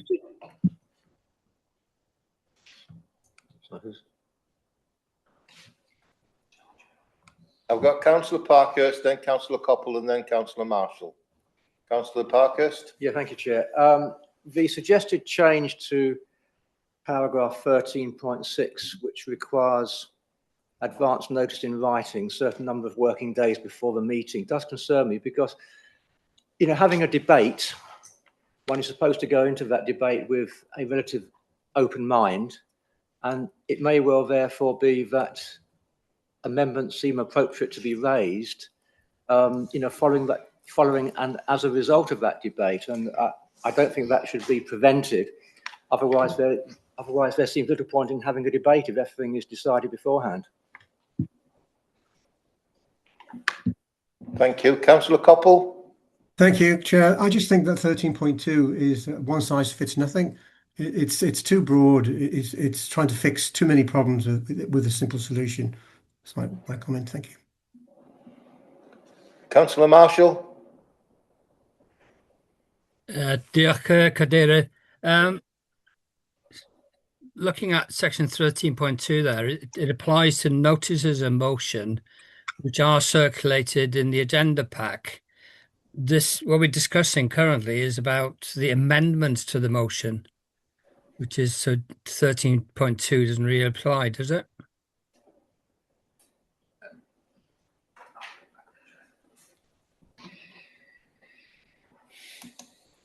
So that was a question. So, Chair, I took the wording down, so because I'm sure you appreciate online, it's very difficult to see all of you. When I'm sharing my screen, we can only see 2 or 3 people on the screen. So again, there we go. There we go. There's the wording. 13.2, right to require motion in writing. It says unless notice of the motion has already been given. So if somebody moves a motion on notice, it's already there in writing, of course.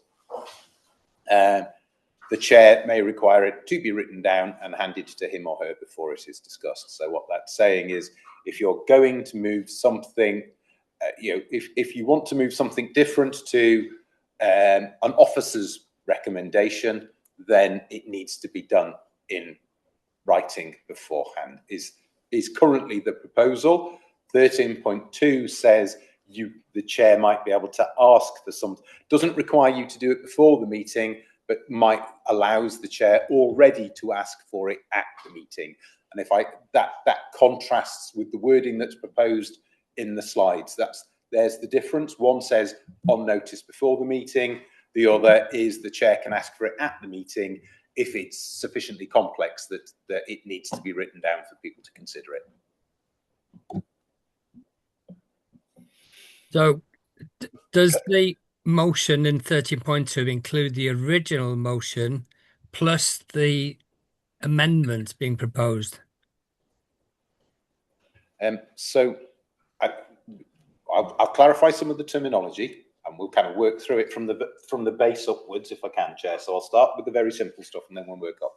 Say we've got a scenario where an officer has made a recommendation in their report. Officers' recommendations are nothing until they're picked up by a member and then moved. At the point where a member moves a motion in the meeting, if they're moving the officer recommendation, clearly it's already been written down. Members have had at least 3 clear working days to consider it. All's good.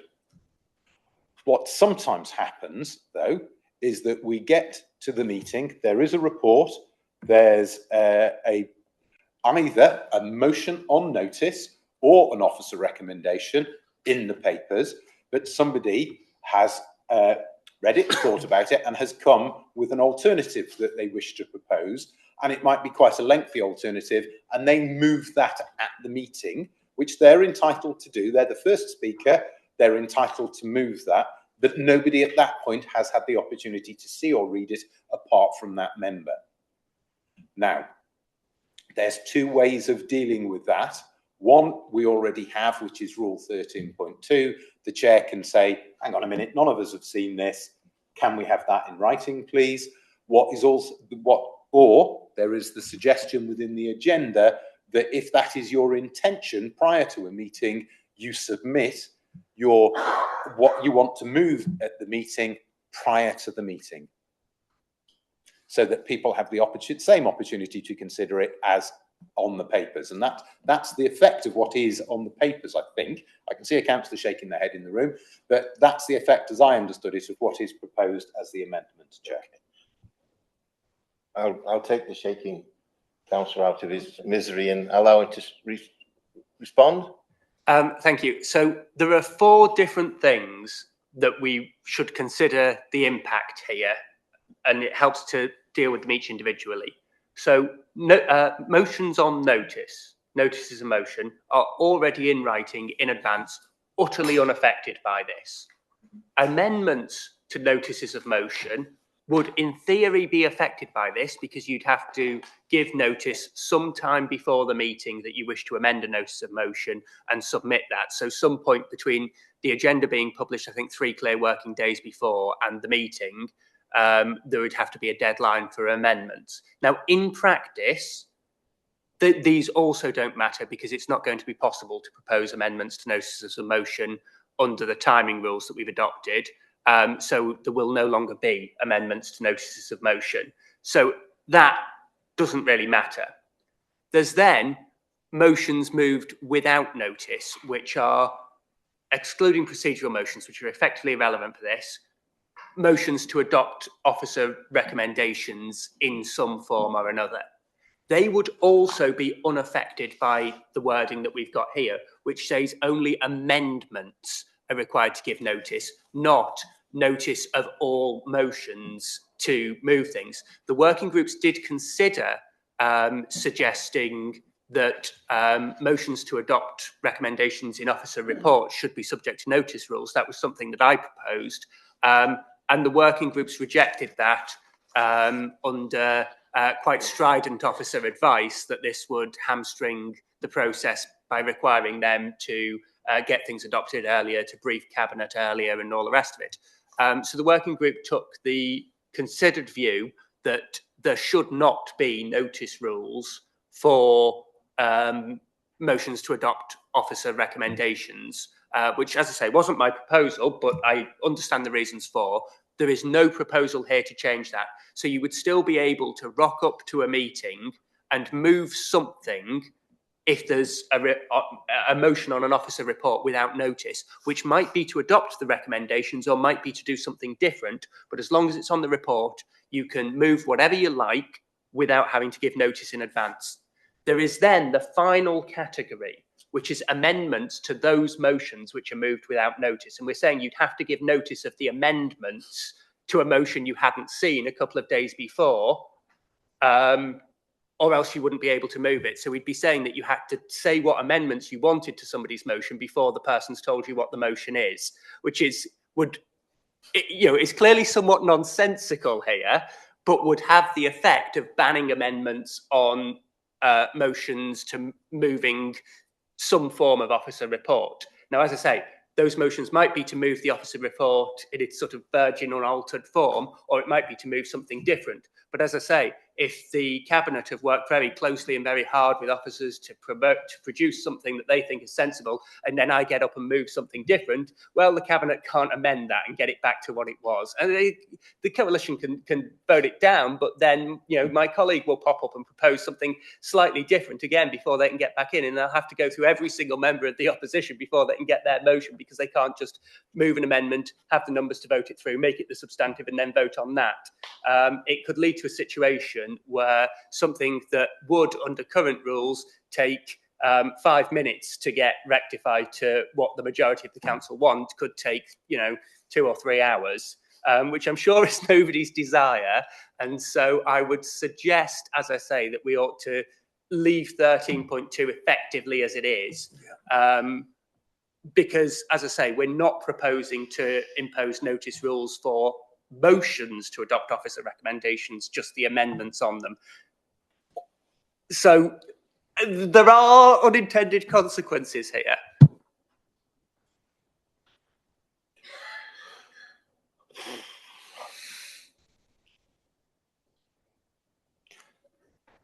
Do we have any other speakers? Could I ask Gareth to clarify what Alice said is correct?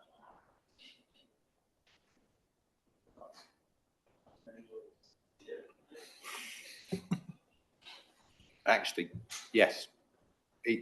Wording as it is in the proposals, it says members wishing to amend a motion must do so in writing. Now, the point is about it being a motion. An officer recommendation is not a motion, as I set out for you. So if the intention is, if you want to move something other than that which was recommended by officers, give us notice, that drafting doesn't do that.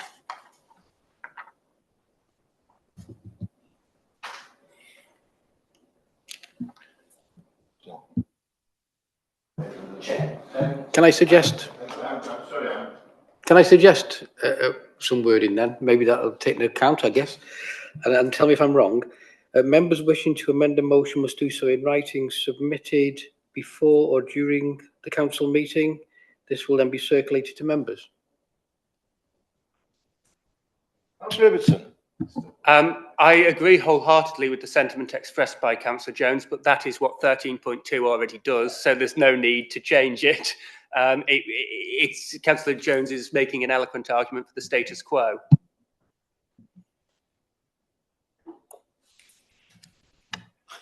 Chair, I'm going to make a suggestion. Please The do. thing about the part about not altering your motion during the right of reply, I think is uncontroversial. It still needs to be adopted. Go to the vote on that. Yes.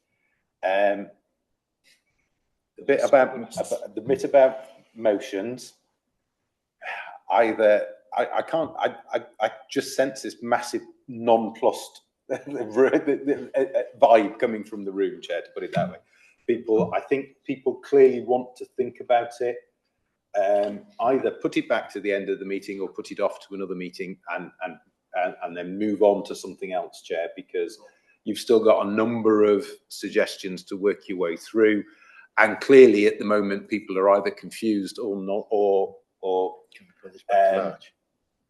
don't feel sufficiently strongly about it to engage with the debate. Thank you for that, Gareth. This particular item we're going to postpone now till March, taking it off the table, and we'll come back in March. There are two parts to it, Chair. The first part is uncontroversial, that you shouldn't change things during your summing up. If you want, you want to make that your recommendation, so you need to formally vote to adopt that as your recommendation. The suggestion was to just adjourn the second part so that people can think about it and work through the permutations.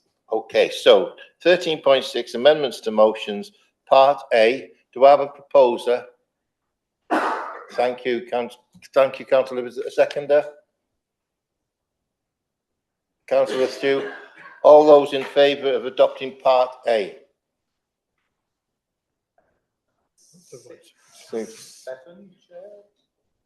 7, yeah? Yep. Oh, well, I'll make it 8. So that's gone through. Sorry, all those against? 1, 2. Any abstentions? 1, 2.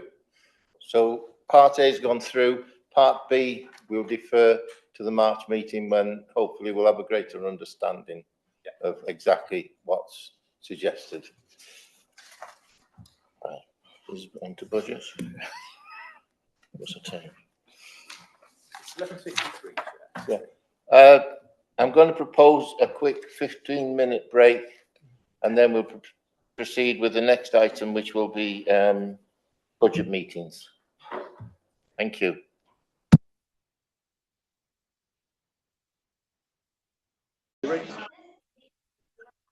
So that's this meeting being recorded. Good afternoon, everyone. We are just past 12 o'clock, and it was a short break, but obviously I want to push on and get as much out of the way as possible. This room is needed at 2 o'clock for another meeting. Hopefully we'll be finished before then to allow people a bit of a comfort break that are actually on the next meeting. So the next item, Steve? Yep, we're looking at from page 56 for budget, the budget meeting. And there was a document circulated last Wednesday, which budget scrutiny amendments for the committee to consider, which would address some of this. I don't believe it covers the alternative budgets, but we maybe with amendments referred to, and also the length of speeches. So it's probably as well to take proposal 8 as the document. Okay. And then proposal 9 and 10 just as add-ons subsequently. Okay, do we have any speakers on this proposal 8 from Working Group 1? Councillor Ibbotson, and then Councillor Johnson. Thank you, Mr. Chairman. I have some concerns. So first of all, let me look at the proposals as drafted from the working group, and I shall repeat what I said at the last meeting here in respect of proposal 9, first of all. The word alternative in the third line of this should be deleted. So the Democratic Services Manager drafted a process that would allow budget proposals. Either everybody's have to go for scrutiny or nobody's do. We don't have a situation where you say, well, the coalition can propose whatever they like on the day without putting it through scrutiny, but opposition councillors can't. That is not right. It is not proper. It is gagging for a judicial review. Let's not open ourselves to that. So either everybody's have to or nobody's do. Now, if everybody's have to, then obviously the administration has to make their decisions about what they're proposing, because we're not talking about options here. Their proposals do, is what the working group has suggested. As I say, I was sceptical of this in the working group, but the administration councillors on that working group were very, very keen that the proposals, not the options under consideration, have to. So it must be exactly as is proposed to go to the full council meeting. So the administration will have to publish its budget, not at the cabinet meeting on the morning of budget day, but a couple of weeks before, in time for scrutiny papers to be circulated. And there will be no changes to any budget lines except those that have been reported to the relevant scrutiny committee and also to CROSC. Now, I think that that is likely to impose a high burden on officers at what is already a busy time of year to do that. I think it's an unrealistically high burden. As I say, I've opposed this all along. I think that the status quo is the better answer here. I recognise the arguments why cabinet members have suggested that things ought to be changed, but I don't think there's a sensible way to actually realise that in practice. However, if the view of other members of this committee is that we should press ahead and impose these rules, then they must apply equally to every councillor and not just to some of them. So I would move on proposal 9, the status quo, that we reject that. If there are amendments and if those get voted through, then on the head of those who move and vote for those be it, but so be it. Proposal 10, I move as drafted from the working group. I trust that my contribution has been so comprehensive and persuasive that nobody now will propose any amendments and we can move straight to a vote where it'll all be approved unanimously. But in the event that that doesn't happen, I shall address any amendments that are then proposed as they are. Sorry.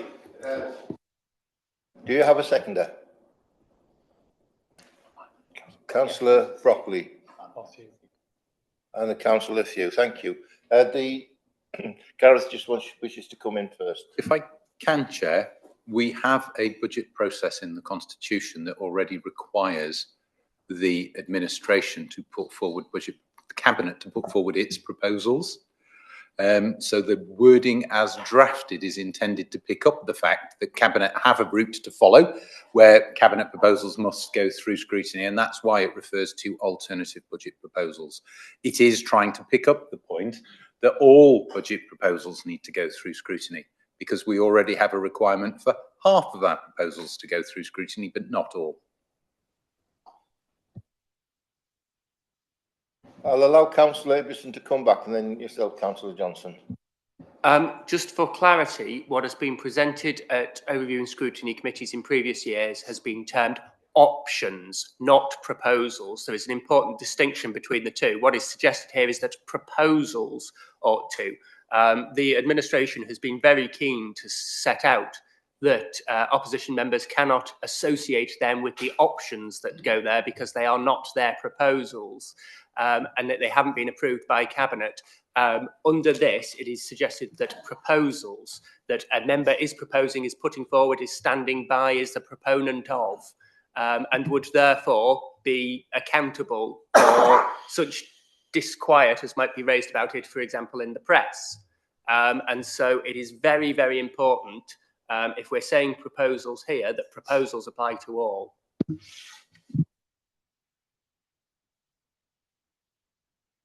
Councillor Johnson. Thank you. Okay. Okay, I'm not quite sure about what's said there, because it sounds exactly what I'm trying to get over. My experience as a cabinet member for finance is that there are better ways of doing it than we do at the moment. And I really feel it's important that we develop a budget through scrutiny. rather than one which is kind of based on surprise. You should, when, you know, it's, we're not, I'm not going to be the Chancellor of the Exchequer sat down there with my glass of whiskey or whatever. It's going to be watered down whiskey and pull the proverbial rabbit out of the hat. We're a local authority. We do things, we have to do things differently. So what Councillor was saying there, that every proposal is taken on its merits and judged. I have no issue with that. With what I'm suggesting, it's not about having that this is what comes from the administration. There's a clear equality and parity of proposals.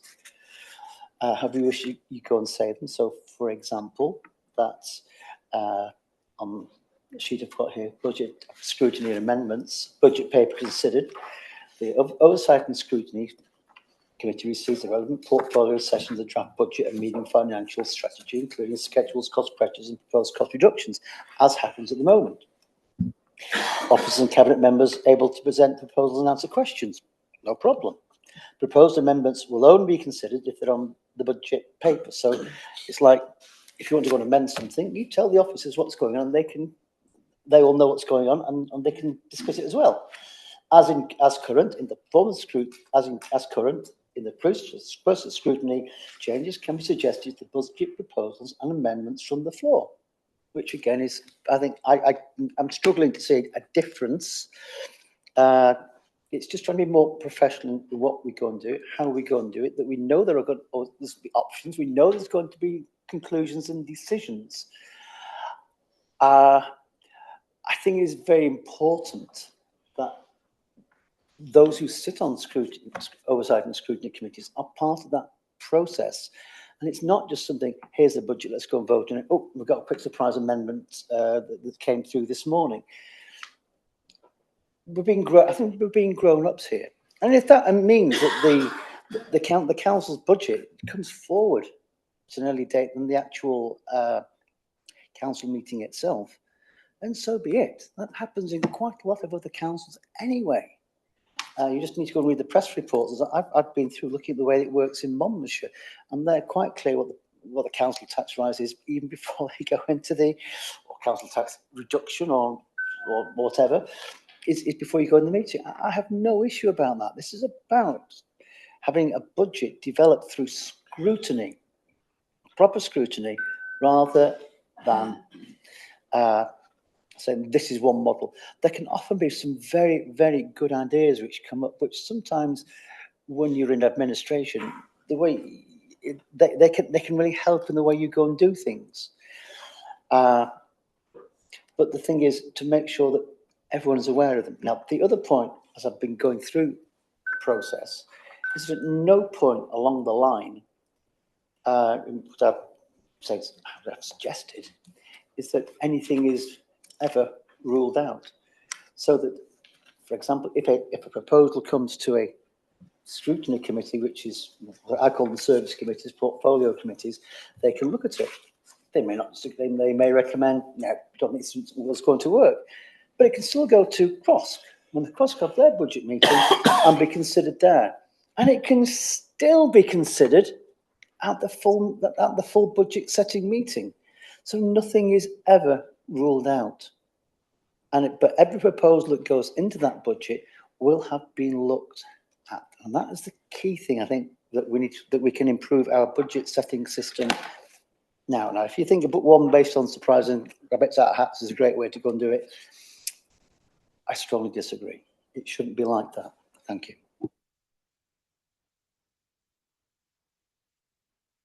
So we've had two people speak on the proposal. Proposal 9. Do we have anyone to actually put forward a motion? You already have. You already have, Chair. So what Councillor Ibbotson moved was I think he moved proposal 8 without the word alternative. No, didn't move it at all. Right? He doesn't. Proposal 8 is with that proposal 9 and 10.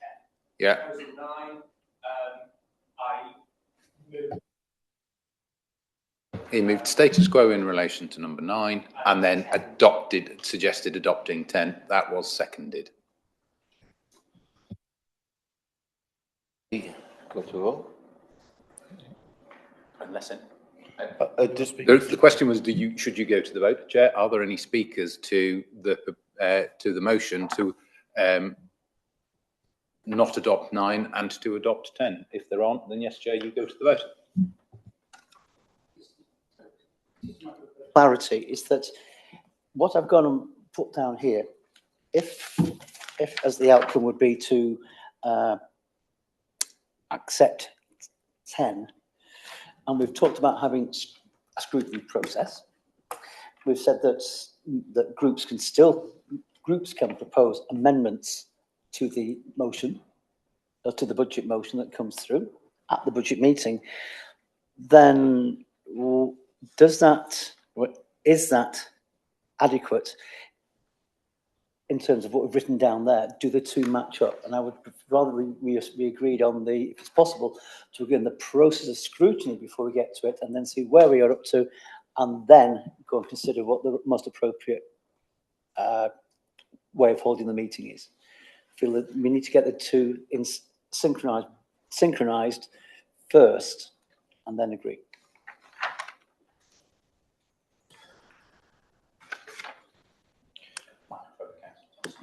Oh, sorry.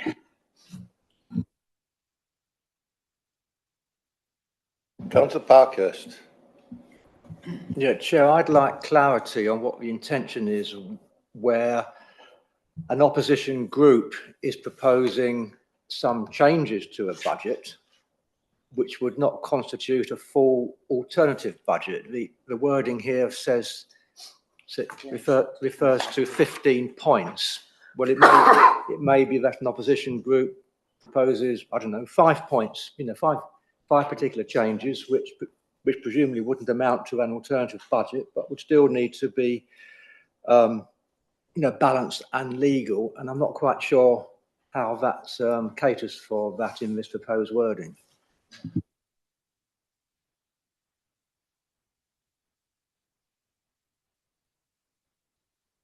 Councillor Ibbotson. Thank you. To address Councillor Parkinson's point, Parkhurst, sorry, my apologies. Yes, the existing rules which allow for 5-minute speaking, which apply to budget amendments as is, would continue to apply. There wouldn't be enhanced speaking time, but that which members of this council from across the chamber have used in the past with some degree of success would still remain in place. So there would still be speaking rights, provided, of course, that we don't put a 3-minute limit on the budget or anything else in proposals that might be forthcoming from the administration. But that notwithstanding, the existing rules would remain in place. The enhanced speaking rights are for the cabinet member, for finance, the leader of the largest opposition group, and then anybody who's proposing something particularly complex. Does that answer your question, Councillor Parkhurst? Councillor Coppell. Thank you, Chair. Just for my clarification and edification, are we treating 8, 9 and 10 as one votable item? So, Chair, what we have, obviously the recommendations on the page are not motions, as we previously discussed. What you have is a motion to reject proposal 9 and to adopt proposal 10. That's what you have on the table at the moment. Councillor Jones, Richard. Thank you. Right, so I don't think we've had an absolute on what is an amendment and what's an alternative and what elements of a budget are. So I was probably one of the few that put an amendment forward that was actually successful, if not the only one. But the one thing you have to make sure is that every element of any budget that you put forward has been considered by scrutiny, each element, not the budget itself, but each element. Now, I think what this tries to do is in a scrutiny meeting, it tries to bring a consensus prior to full council. And I know that there were councillors who, in opposition, who thought that if they partook in that kind of discussion, they'd basically be showing their hand and they would not get the benefit of suggestions to the budget that might be beneficial. And I agree with that point, actually, because in opposition, I felt the same, that if I put forward something in a scrutiny committee which was successful, then it would be lost, it would be taken on by the administration, and that's not really fair. So I understand that. But I think if we accept that the best way of doing this, the business of the budget, would be to come to that consensus prior to the full council meeting, so it looks better, not just for that, but it is better. There must be a way within the process to allow opposition members to get their right voice, so that they're recognised for the input that they've made. And I think this is where the consensus and the sensible politics comes in, isn't it? Where people, either in opposition or in administration, there are good points from each side and they should be recognised.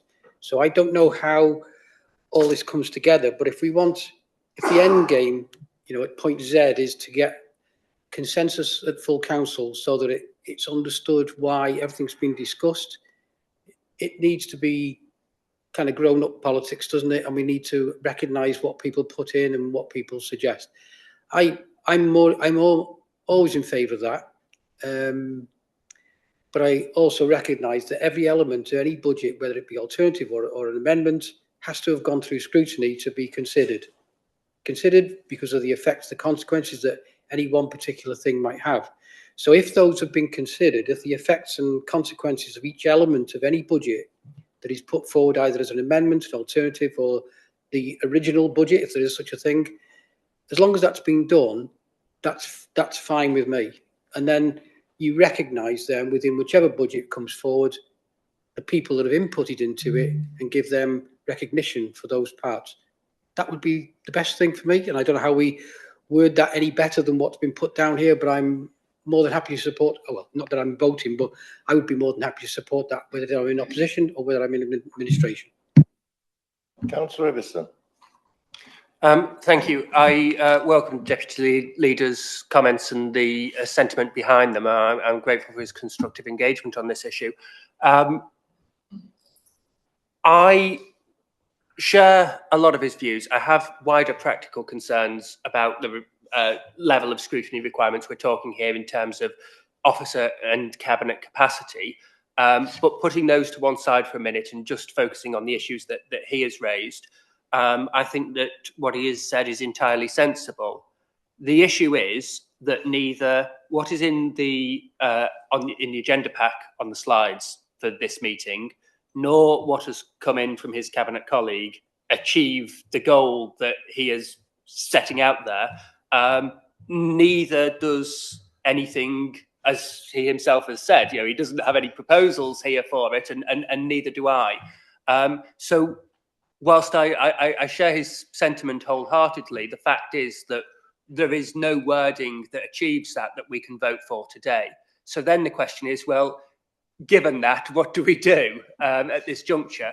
And I think that the sensible thing is that if we're going to do this, and I note that unlike some of the other things which are in the slide deck, a form of words for this is yet to be produced to be incorporated into the Constitution.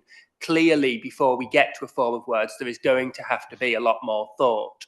So what I would suggest is, if his coalition colleagues will support what I have moved now, that we accept proposal 10 from the working group as unchanged, we leave proposal 9 to one side for now, then I offer a commitment to sit down with him, to work constructively and to see if jointly we can come up with something else to address the concerns that he has raised outside this process, so as not to delay what is already looking like it's going to go to a third meeting in March.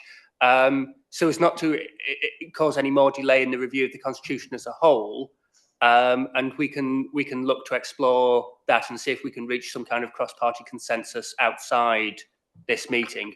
If that's a commitment that the coalition is willing to accept, then I'm very glad to make it.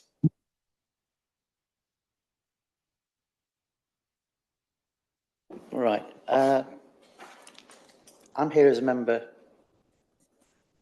of the committee, not as a member of coalition. So I would be happy to, because I've talked about consensus and working through this, so it'd be hypocritical not to do otherwise.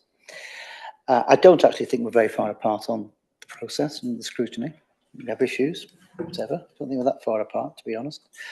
However, my issue in there is about 10, and I do feel strongly that you can't adopt what you're going to say in a meeting unless you've actually gone and worked out how you scrutinise and how the actual proposals go and come to that committee. So I'm happy to go and have negotiations. My view would be just until we've got through that to go and then go and have a look at how we go and deal with the actual meeting itself as part of that, but not today. So it's like half and half, I'm afraid.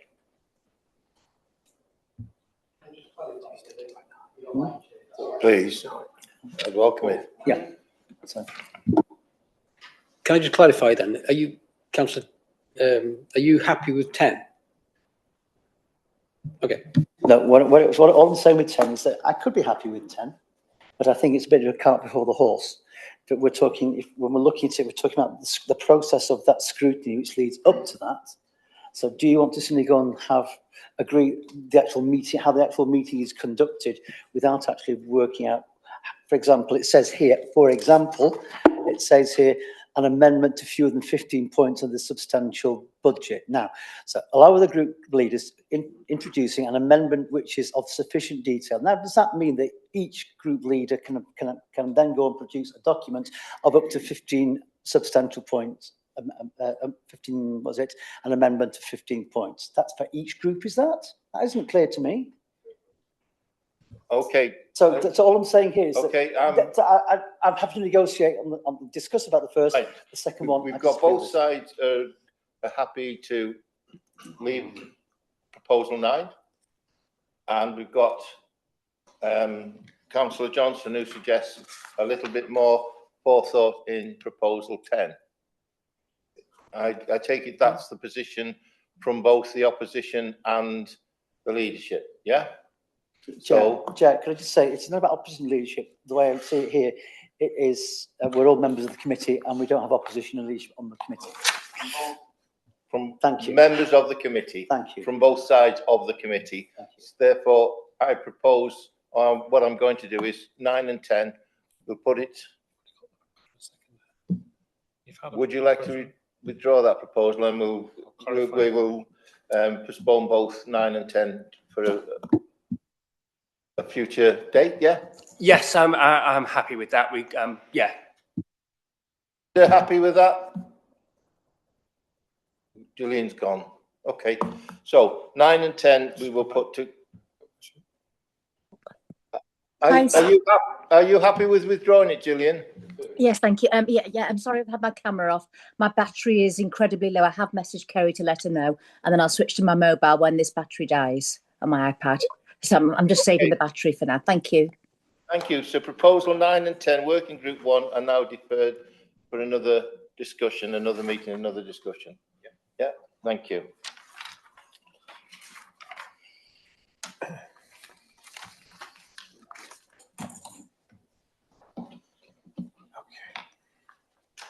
So we move to page 61, which is in relation to the resignation if the leader did ever resign from their position, and what would happen in that instance. And the view of the working group initially was that if the leader resigned, then the cabinet should also vacate their positions. And as it says there, that any powers currently given to the chief officer to make are also in consultation with group leaders to be consulted upon. There was some concern at the meeting on the 14th of January about what that could look like, and I think there has been a proposal document which addresses the leadership resignation submitted along with the papers last week for consideration by committee. So really, it's for the committee now to consider whether they want to follow through with the anything to do with proposal 6, which is to look at the resignation of the leader of the council and what happens in that event. So I don't know if Councillor Johnson wants to talk through his paper particularly, or it is actually quite simple. I think there are, as I said the last meeting, I believe there are dangers which we need to avoid. There has to be a political continuity. There has to be political continuity. These are decisions. There are political decisions that have to be made. Officers can't be representing political appointees at meetings, etc., etc. So the very simple solution is that the mandate when the deputy leader is appointed by the full cabinet, as part of their job description is as described. That the leader resigns, etc. That the deputy leader becomes the acting leader immediately. The cabinet remains in place to ensure political continuity. Delegations obviously continue, and then as soon as the earliest opportunity, the council will meet to go and elect the new chair. The new leader. It's not. I don't think it's particularly complicated, but it's just that we have an acting leader who moves into place. Nothing more than that. Councillor Ibbotson. What happens when the leader and a couple of other cabinet members are embroiled in the same scandal? And this is not far-fetched, because obviously this council lost both its deputy leader and its leader inside a week a couple of years ago. What happens then? I mean, at the moment, we could be in a situation where the leader commits some act, and I use the leader here, not referring to Councillor Hughes individually, but to the position, and where members are so outraged by this act of great misfeasance and misconduct that they petition for a requisitioned council meeting to move a motion to remove the leader. The leader then resigns, rendering the issue moot, and the requisitioned council meeting would presumably then be cancelled, because the leader can't be removed and the motion can't be heard if there is no leader. The deputy leader becomes the acting leader until the next council meeting. But if the deputy leader is involved in the same misfeasance, then clearly it would be in the public interest to get rid of them. Except the issue here is that there is no way for councillors to then requisition a meeting to remove the deputy leader, because the deputy leader cannot be removed because their appointment is not within the gift of council. Equally, what happens if half the cabinet are involved in this, including the deputy leader, and the deputy leader is either sacked by the leader or also resigns? Who takes office then? What powers do the remnant cabinet members who haven't resigned have? Who's running portfolios where the cabinet member has gone? Can the deputy leader appoint people to other cabinet portfolios, and do they have the legal power of individual decision making?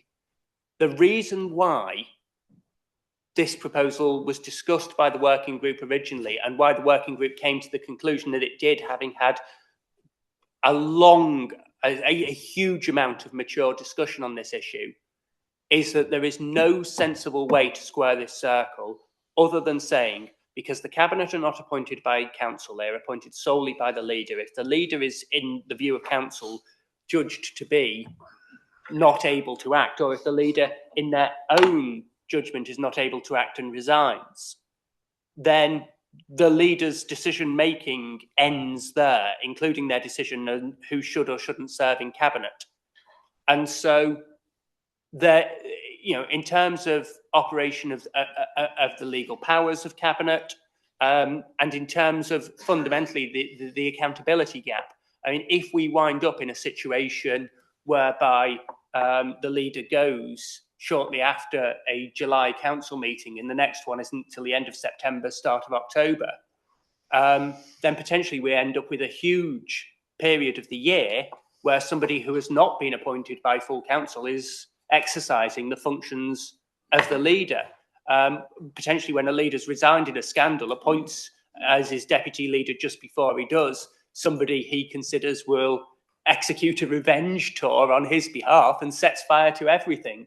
I mean, imagine this in another way. Imagine that the leadership of the council is provided by a coalition. And again, I repeat what I said earlier. I'm not referring to the current coalition, but to a hypothetical coalition such as may exist now or in future.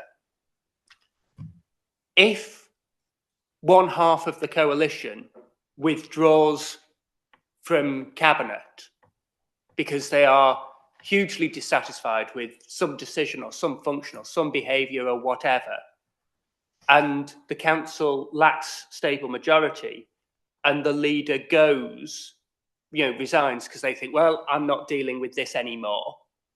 They don't wait for a meeting to remove them. They just think, yeah, that's me, that's fine. Then the deputy leaders, such as they may appoint, might look at the maths of the council and say, well, if those people who have left coalition with us aren't going to go back into it, which politically we think that they won't, and a coalition will be formed from them and the current opposition, then what reason do I have to leave them with anything but a bit of a fire? Why don't I, for example, spend all the reserves? Why don't I cause all these problems such that they are unpopular because they don't have the tools to do the job?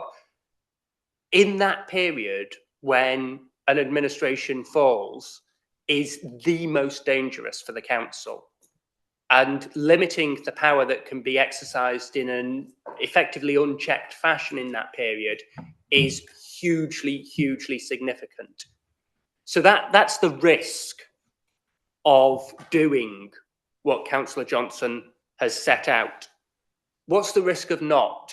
Well, fundamentally, the wheels will not come off in the interim, because everything that needs to happen to keep the bins collected, keep the potholes being filled, keep the buses running, keep social carers going out to people, all of that is done by officers. Officers have powers to act in emergencies anyway, and there is a proposal here that in the absence of any leadership, in the absence of a cabinet, they would consult with all group leaders. So everybody on the council would be involved in discussions around that, including those who have left the leadership of the council, ensuring that there's broad support for any actions which need to be taken as a matter of urgency.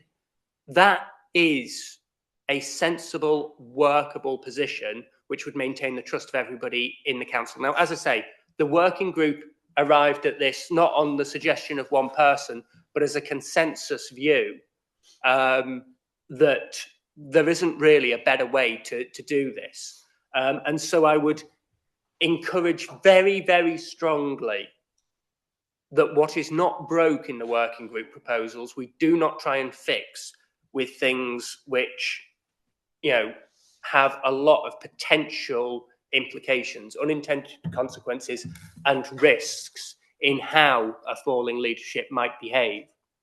And we have to bear in mind, it's not just us on this council now who will be in the next term, post 2027. Do you trust people you don't know who they are yet?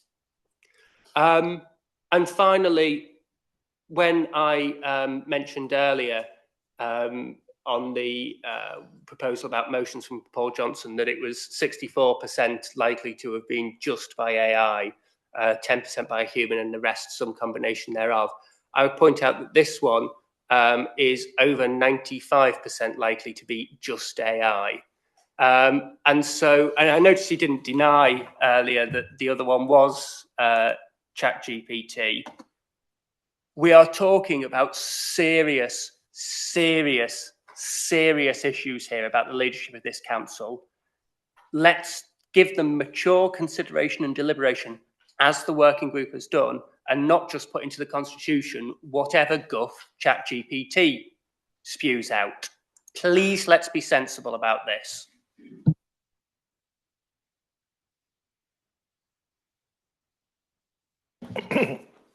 Simon. Thank you, Chair.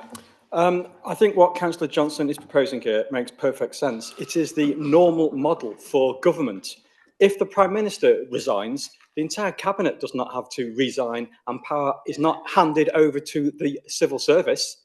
The politicians continue to run the country, not the civil service.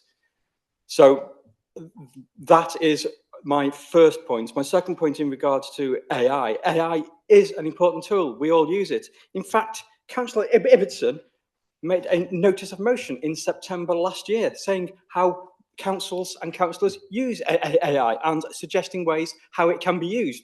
Seems to have rolled back on his own notice of motion there.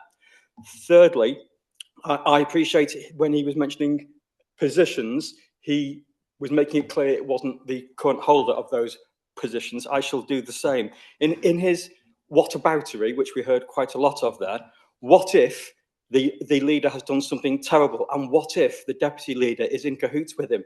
Well, what if the chief executive was? The power would go straight to him. So the same rule that he is saying should block one thing, he is now saying is fine for the alternative. It just doesn't make sense. Thank you.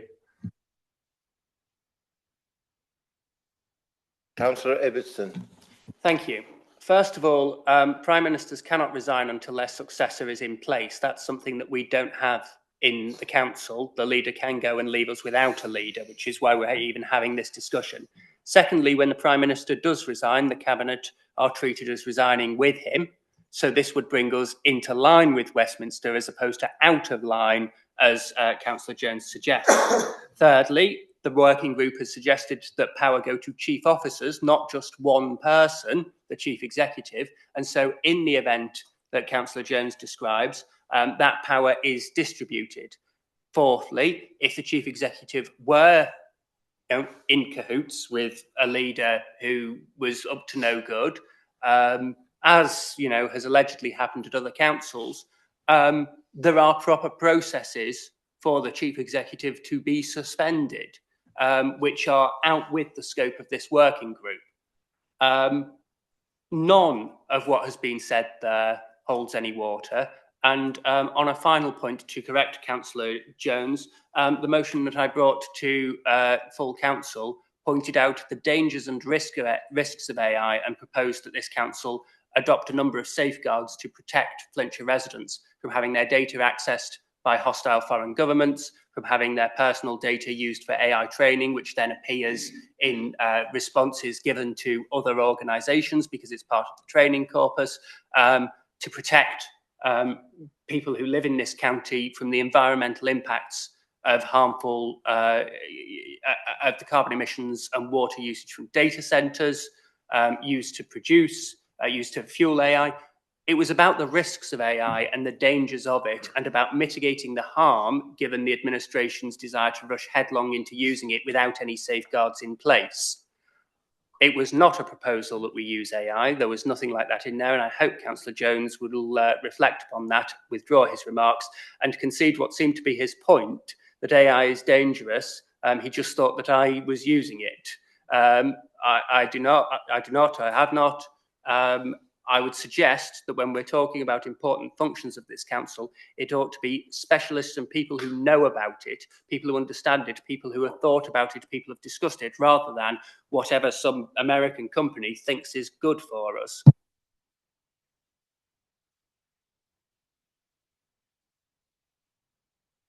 Councillor Madison.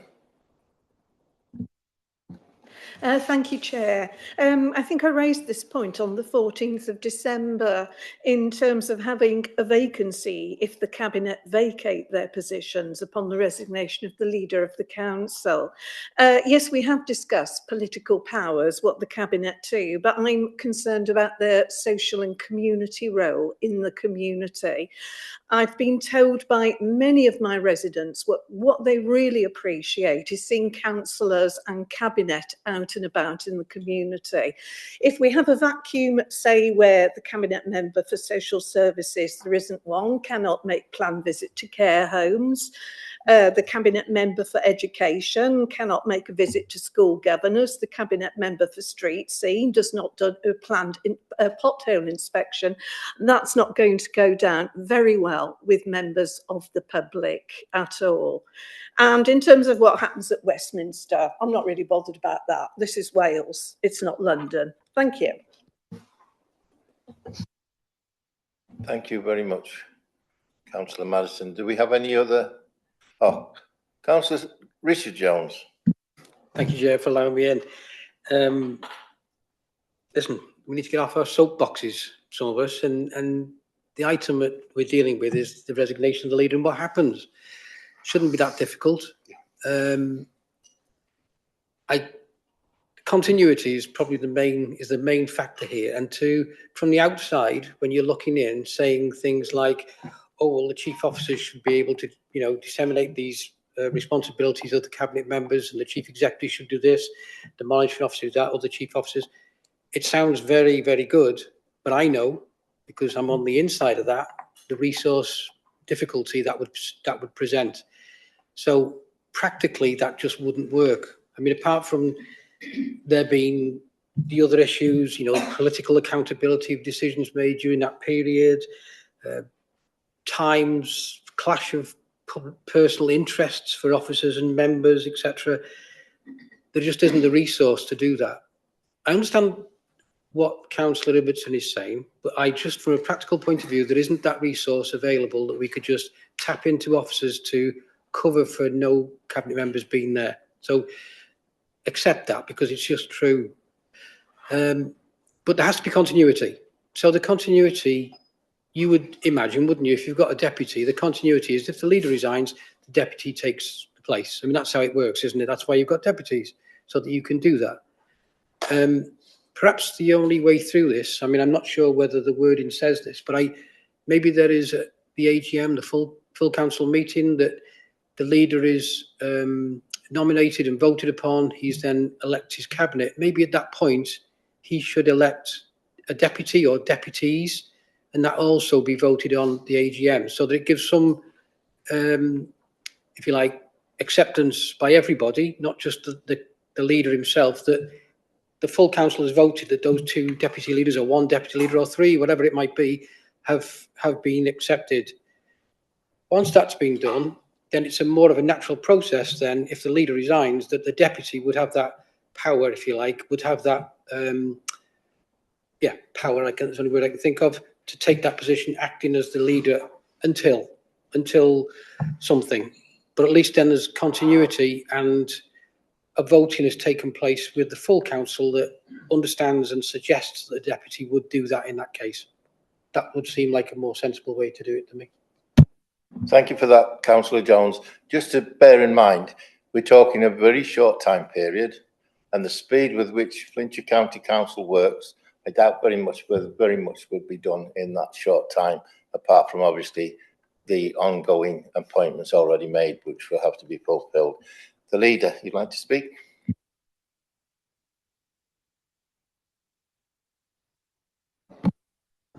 Yeah, thank you, Chair.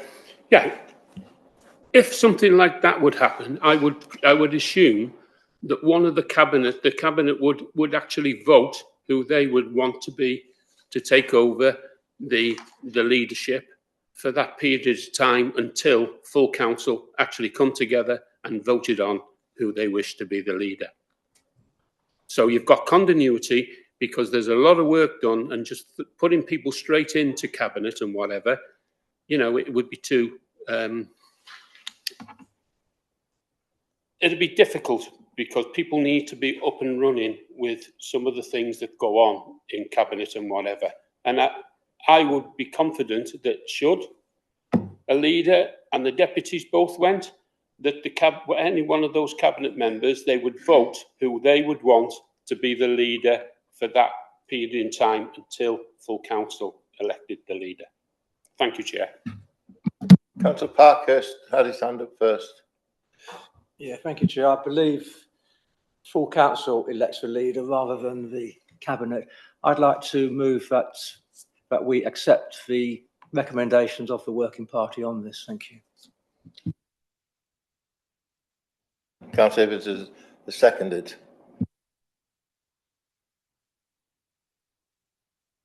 Are there any other speakers before we go to the vote? Councillor Ibbotson. In the event that what Councillor Johnson has suggested were to be applied, bearing in mind that, produced by AI it's not particularly precise in the intricacies of local government processes, would the acting leader have the power to vary the leader's schedule of delegation? Because at the moment, most of the functions that officers undertake, the powers that chief officers have that are delegated to chief officers, are under the leader's scheme to carry out the executive functions of this council. If, for example, in the event of the collapse of a coalition, a deputy leader thought, well, we're going out anyway, then they could essentially seize control of the entire council's budget and start spending it how they saw fit. I mean, the monitoring officer is shaking his head, but that's what the scheme of delegation, the officer scheme of delegation says. And so the question is, when you're saying acting leader, which powers and duties of the leader will they assume or not? Will they have the power to appoint other cabinet members? Councillor Johnson's proposal is silent. Will they have the power to vary the leader's scheme of delegation? The proposal is silent. There are important things here which are just, there's no plan, no indication of what's what, no idea of what's what. It's just, oh, vote for this because, the deputy leader's moved it. If members of this committee choose to go down that road, they will be blundering headfirst into a mess. Not just them, but dragging the entire council and indeed the people of Flintshire with them on the way. Alternatively, we can go with what Councillor Parkhurst, I'll get it right this time, has proposed, and we can stick with what was given mature discussion, deliberation by the working group. Let's do the sensible thing here. And this situation has only, this has only come up. The only reason we're even talking about this now is because after the last leader resigned, there was a question over the powers of the cabinet, whether they remained in place or not. It was a murky grey area that was very difficult for officers to have to confront. If we adopt what Councillor Johnson is suggesting today, then all we do is paint the grey area a slightly different shade of grey because the powers of the acting leader are not properly enumerated anywhere. And so the sensible thing to do is to go with Councillor Parkhurst's proposal. Let's not mess up on this one. Any other speakers? So we can go to the vote. Those in support of Councillor Parkhurst's proposal that we go with the working group's proposal, please raise your hands. So we have 5. Those against? 5, 6. So we have 6 against and 5 for. That proposal fails. And I'm still abstaining. Do we need to go with? Well, is there a proposal in relation to this, or do we move on to the next? Okay. Is there another proposal for this?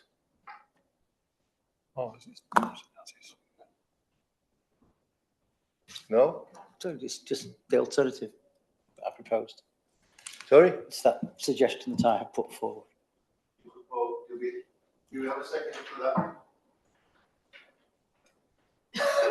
Councillor Simon Jones, you wish to speak? Please bear in mind the time. You don't want to go over old ground again.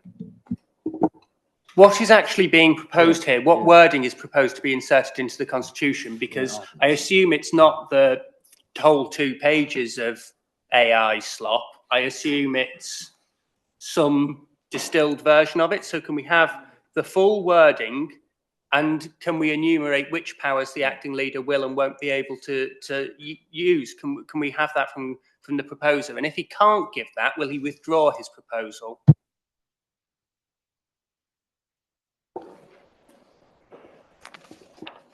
Well, okay, it has the word explains, but the proposal explains how the council maintains political, legal and operational continuity when the leader resigns.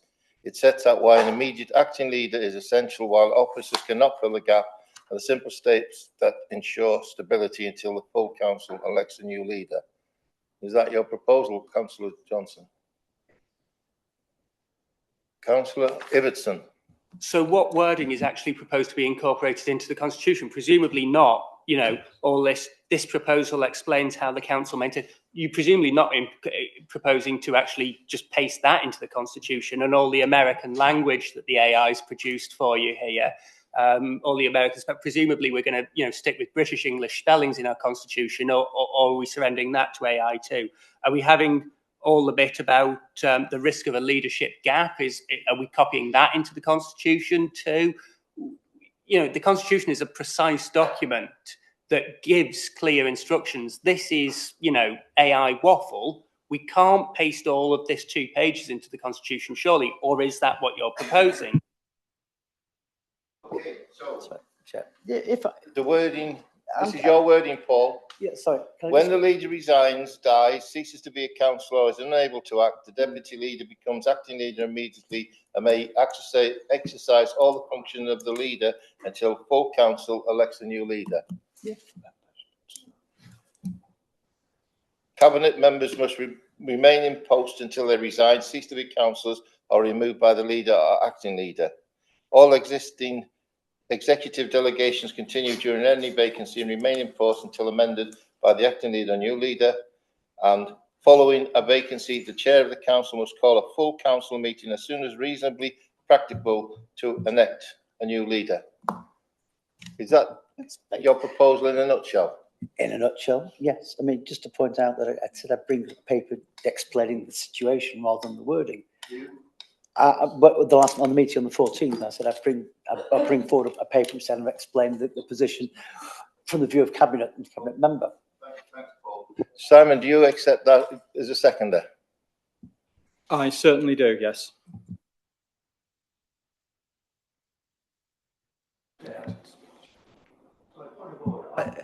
I haven't seen this before, so I'm being asked to. No, I haven't got it. I'm being asked to vote on something which has just been presented with a moment's notice, to me at least. If I might, the paper on leader resignation, entitled Leader Resignation in Keeping the Council Working, that was circulated last week, includes at paragraph 6 recommended constitutional wording. That was what the chair was just reading. So that, my understanding is, Chair, that has been circulated to members. Sorry, I've got a document which has got 6 updated suggestions, and it relates to the leadership resignation, and it is completely blank. I've got 3 documents: overview, which was sent last night, I've got motions, and I've got this other document, and I haven't seen what is being referred to, so I find it very hard to consider this. Everybody else seems to have got them, Andrew. You're on the circulation list, Councillor Parkhurst. So.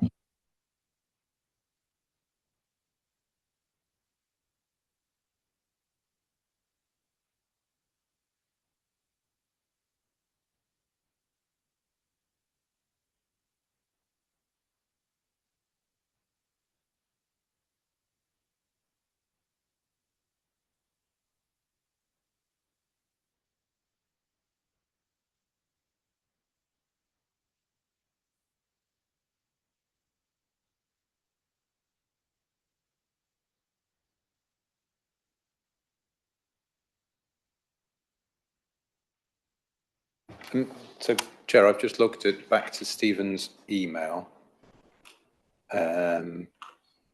It was Councillor Parkhurst is on the circulation list. It was attachment 6 to that email. That is not to say, and I don't know, I'm not accusing Councillor Parkhurst of lying. What I can say is we know it was sent out. I don't know that it was received. So clearly not accusing Councillor Parkhurst of lying, but that was there, and it opened for me. Again, not saying that it wasn't corrupted at some point and that it didn't somehow, for some reason, not download properly for Councillor Parkhurst. So there are potentially reasons, I don't know, without at this moment in time, why that might be, but it has been sent.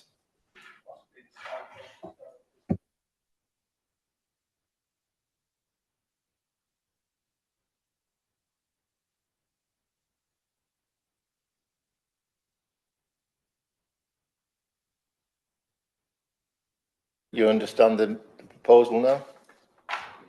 Is there? Chair, did anybody else experience that as an issue? Because clearly what we want is for people to read and to have seen the proposals.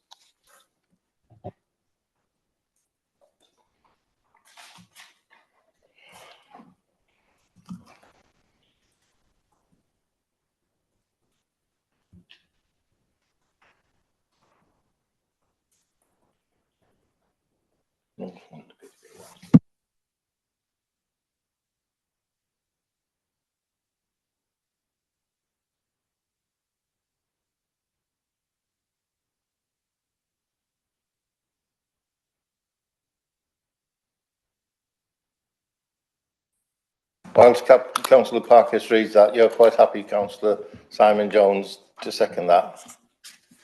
I am, Chair, yes. So just wait while Councillor Parkhurst confirms he understands it, and then we'll go to the vote.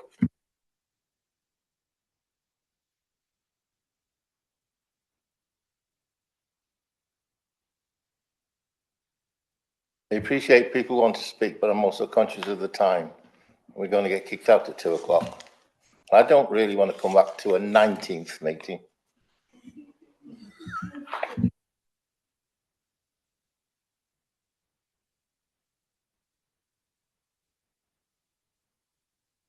Are you happy, Councillor Parkhurst? Right. All those in favour of the motion proposed by Councillor Johnson kindly raise their hands. 5, 6. Those against? 1, 2, 4, 5. So 6 to 5, that proposal's passed. Thank you. So the next one, please.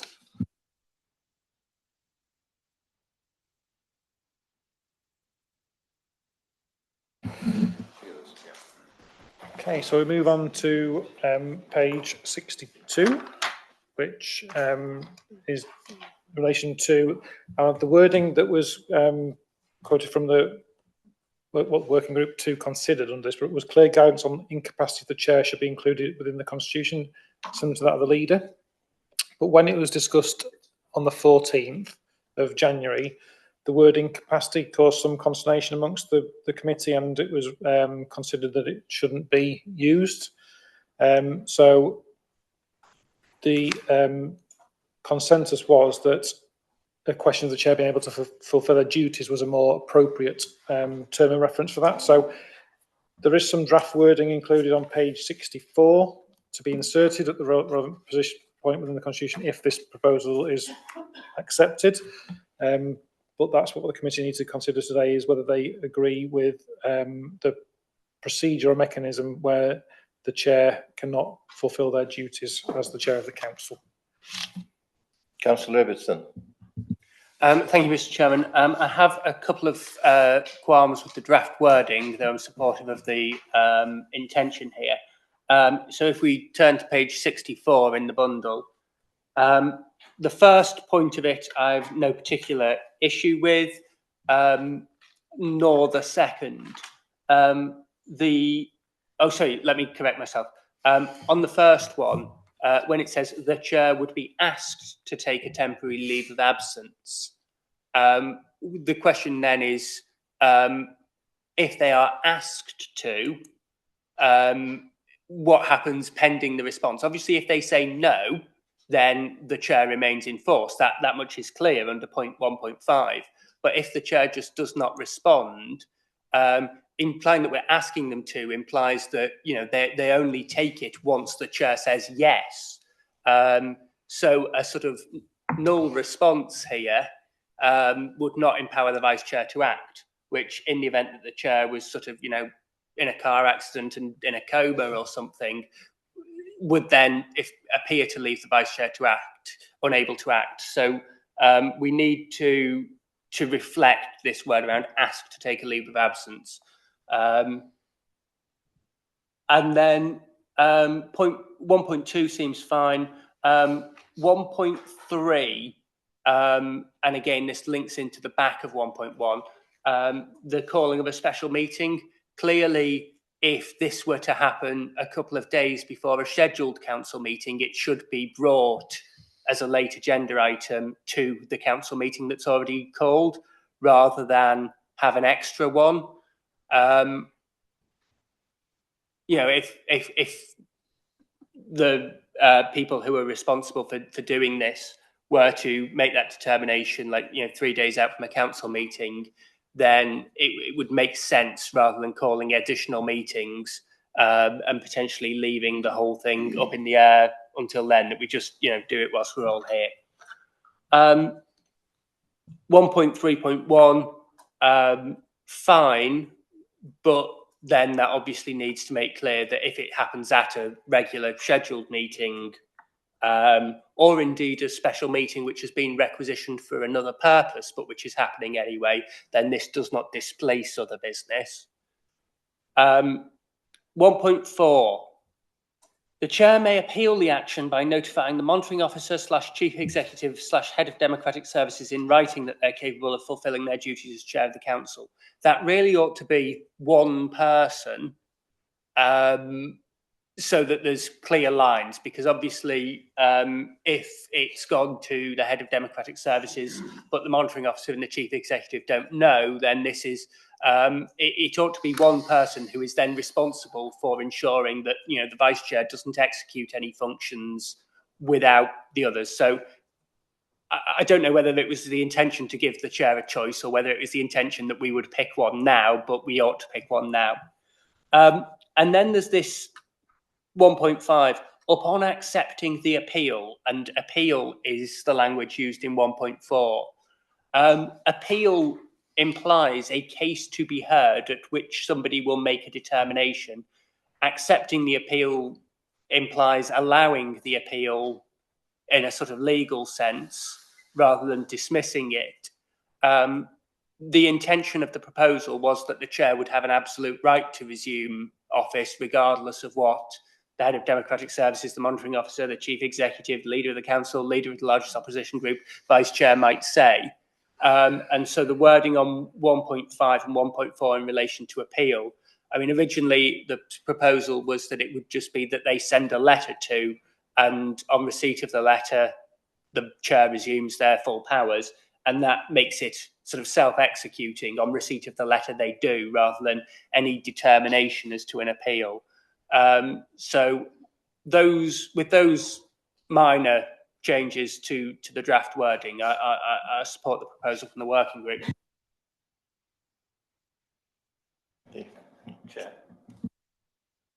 Chair, I stress again, recommendations are nothing until they're moved. And so there we are. So, Chair, is there a seconder for that proposal, Chair? Someone second that? Do you have a seconder for that? Okay.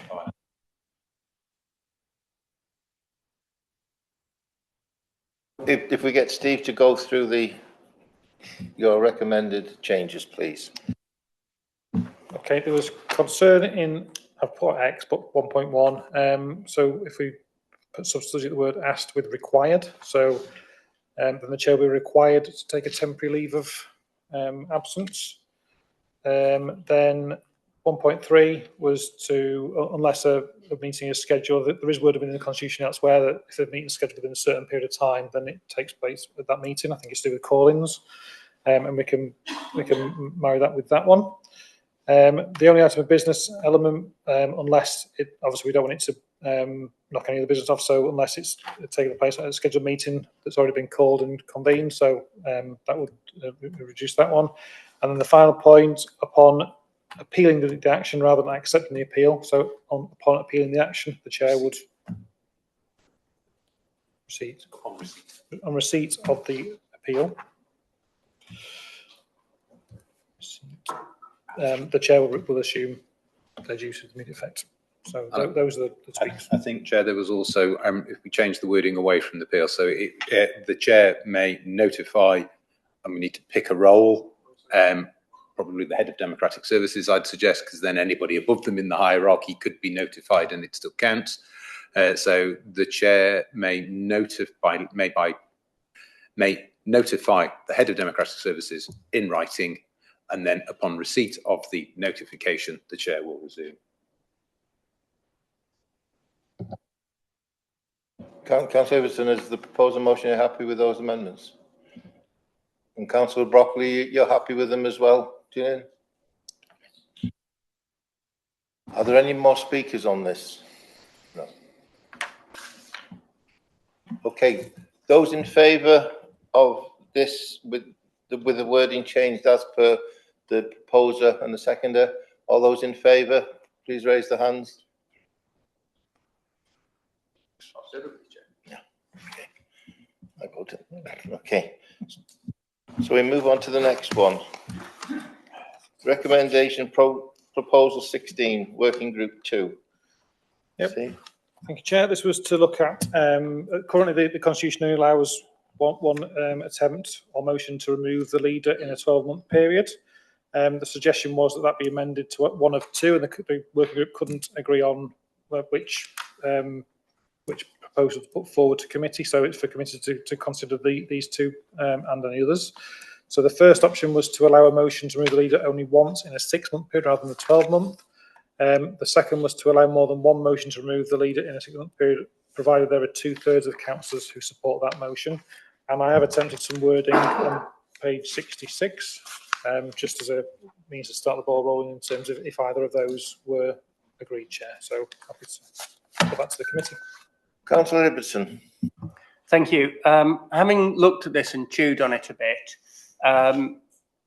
obviously, in order to lodge a motion to remove the leader at present, one needs the signatures of 25% of the council. Fair enough.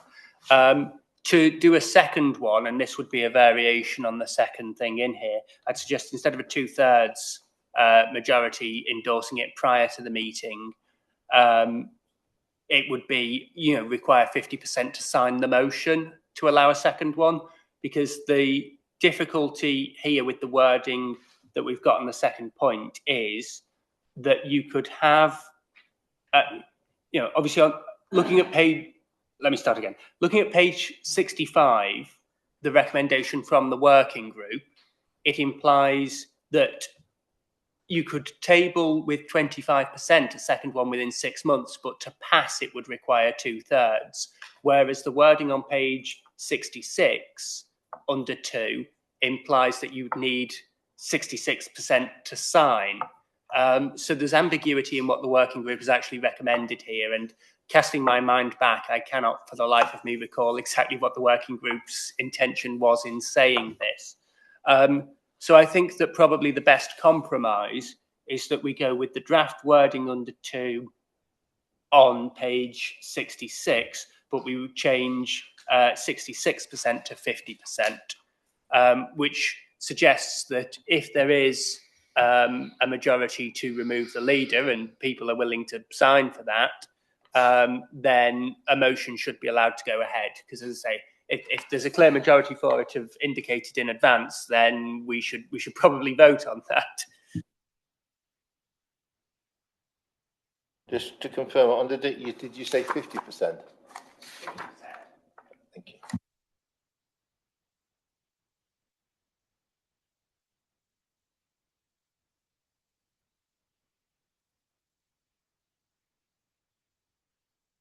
Councillor Wakeham. No.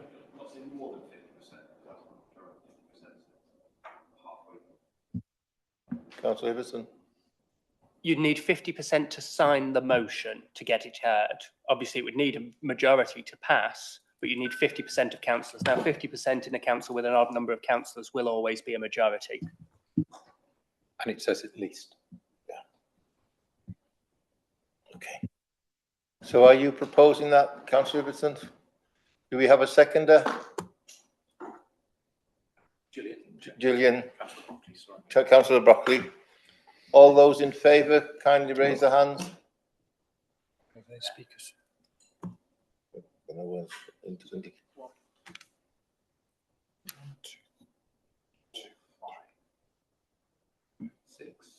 Did you vote, Chair? Yes, I was. 7. Favour then, Chair. Yeah. Those against? 4, 6, 5. 6. 7 for and 5 against, Chair. that one's approved. We move on to the next one.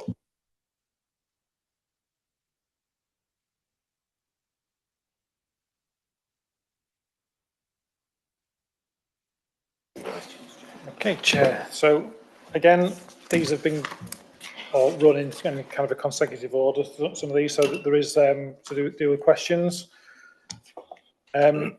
For the first one, when and where questions are asked, you're right, Richard. It's okay.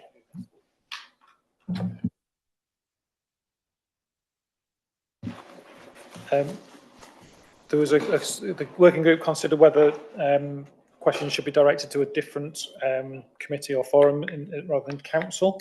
They were asked whether is it the right place to ask questions, and the working group suggested no changes to that suggestion. In the document, there is a document that was attached to the email on the 21st, which does reference questions. And this point is within there. So it's whether the committee feel that there needs to be any change to that particular clarification around that, really, whether there does need to be some consideration where questions are asked, or whether council is continues to be the right place for them. Well, Councillor Johnson had his hand up. Again, Chair, my concerns around the motions are reflected within this, and it's just again to look at something holistic. Oh, where's all this come from? The answer is this is based on research looking at the practices within different councils. It's important, as I said, to ensure accountability. You need to protect meeting manageability, the fairness of access. There's often questions which are asked at meetings which possibly quite many times but actually don't need to be asked at those meetings. Can be asked to officers individually or whatever. So all I'm trying to do here is to bring a little bit more control over the meetings, so that we've got some way by which members have the opportunity to go and ask questions, but that the whole meeting is not completely subsumed by those questions. I think one of the issues you do get around questions is that a lot of questions take a lot of time to answer and can be quite costly to answer. One of the things I've tried to look at is to make sure that that questions can be resubmitted. There's a process for going through those questions, so we're very, very clear on it. So, for instance, which says the short version that each councillor can ask one question per meeting. Let's, that doesn't mean to say that if you've got a question, you can't get a friend or a colleague to go and ask to go and do them. That you've got the questions have a 10-day time limit in the same way that motions go and have. That we randomise the questions in the way they are picked. That's happened in places like Rhondda Cynnon Taff. Many people might go and say, well, I don't like what you're suggesting. Oh, it says whole item is 5 minutes, 30 minutes. Well, if members here feel that that is an inadequate amount of time, then those things can be changed. I put them forward as proposals, if nothing else. And that's a way of trying to maintain we have a democratic mandate. Now, going back to the document which says about how everything goes and fits in, you've got motions which are about taking action. These are about scrutiny, and the ones which I hope we can get to, the statement of views, which is about putting voices on record. So they do fit into that. It's just fit into that pattern. So it isn't about taking the right of any member to go and ask questions. Is full council always the best place to go and do that? Councillor Ibbotson. What a mess. Let's start at the top of this document from the AI, from Paul. Is that appropriate? Well, I would question whether it's appropriate to have your proposals drafted by AI, but there we are. How did you analyse this? I presume you used AI to get the automated system to do it. No, there's tools that AI tools. Excuse me. All your microphones are up, by the way. Yes, we don't know whether AI was used or not. It's an assertion which can't be proved. So the actual proposal, regardless of where he got it from, has come from Councillor Johnson. Most of it may have come from other councils.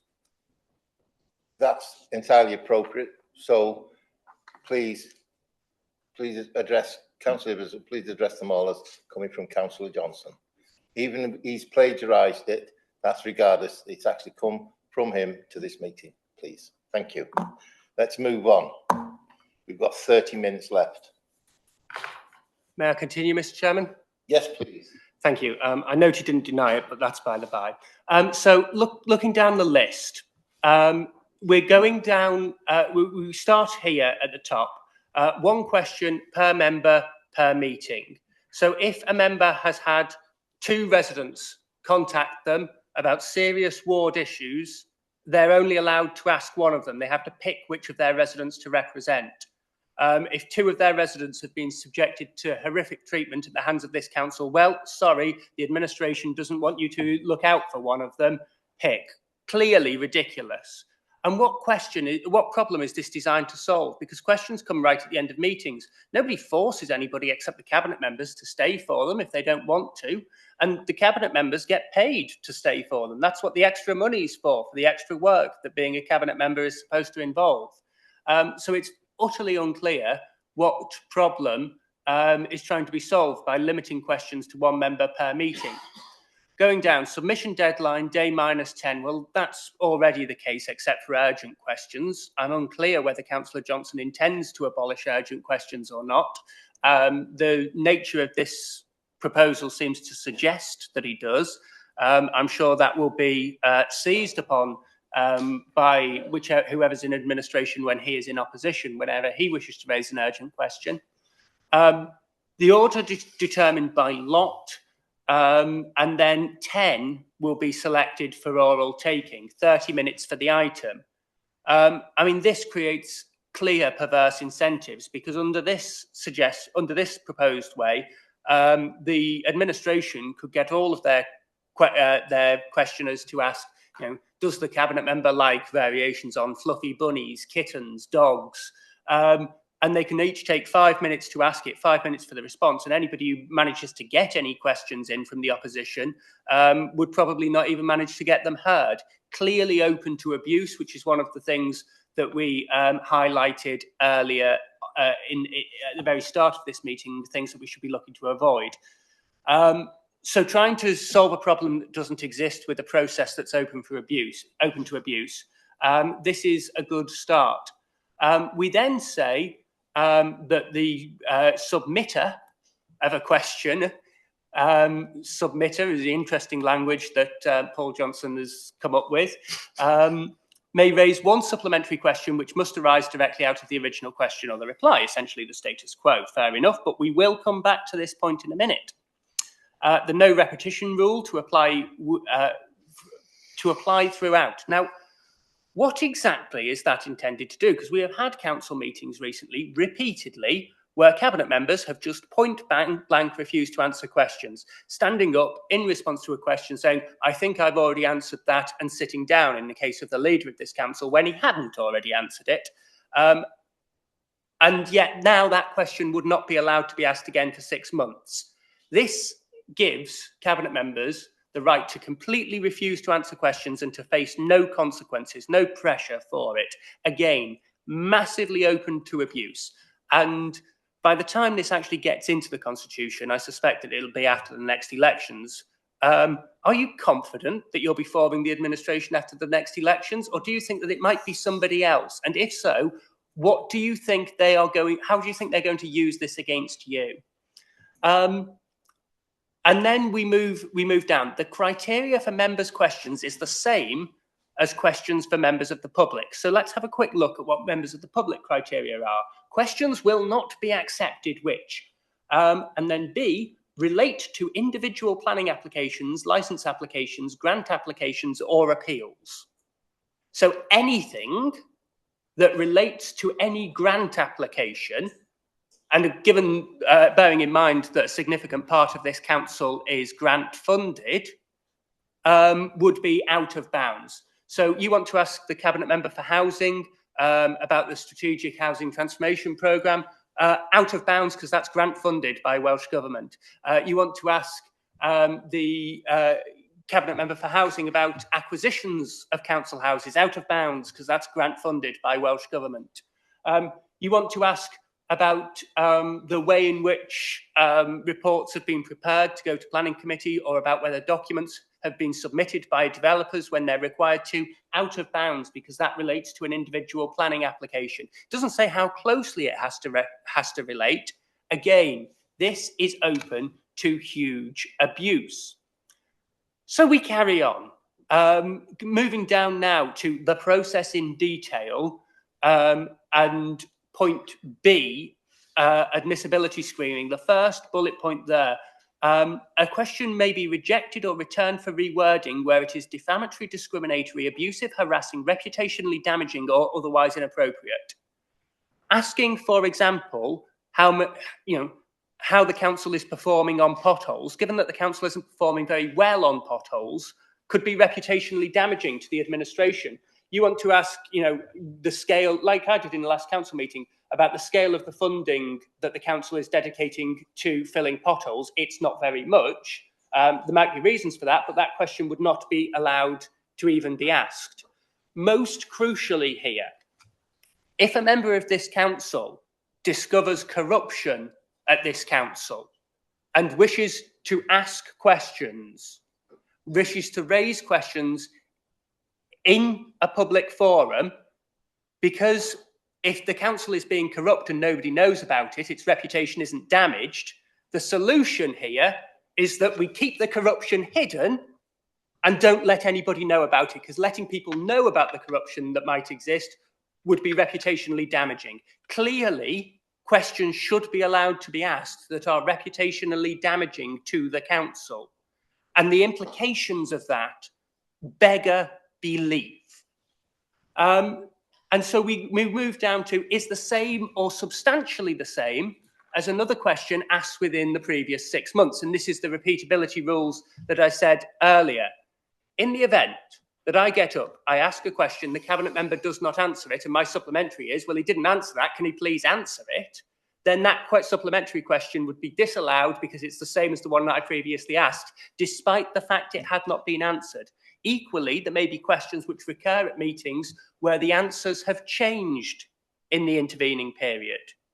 So asking, for example, questions about a school that's in special measures and the actions that the Cabinet Member for Education is taking to address that. A member might ask that question and then may wish to ask it again, or ask about the success of those measures a couple of meetings later. To say that they would have to wait 6 months to follow up on the best interests of children in our county would be unforgivable. To ban those questions. Clearly, in cases like that, there is a very, very strong case for allowing continued investigation and accountability on those issues. And so again, I would say that this proposal, half-baked as it is trying to solve problems that don't exist by opening the floodgates to huge amounts of abuse. Now, I could continue, but I would come back to this point. What does anybody think the consequence of this is going to be? At the moment, we have questions which are asked, and occasionally they're even answered, and they're at the end of the meeting, and they're dealt with. And they very rarely get much in the way of press or public attention, but they're nonetheless significant. If these rules are enforced, what does those councillors supporting them think is going to happen? Do they think, for example, that members who've been denied questions are going to move endless procedural motions to suspend standing orders, the ones that we're talking about proposing here, to allow specific questions to be asked? And then, rather than just having, for example, a question on the action the Cabinet Member's taking on a school in special measures, the whole council has to vote on whether to even allow the question to be asked.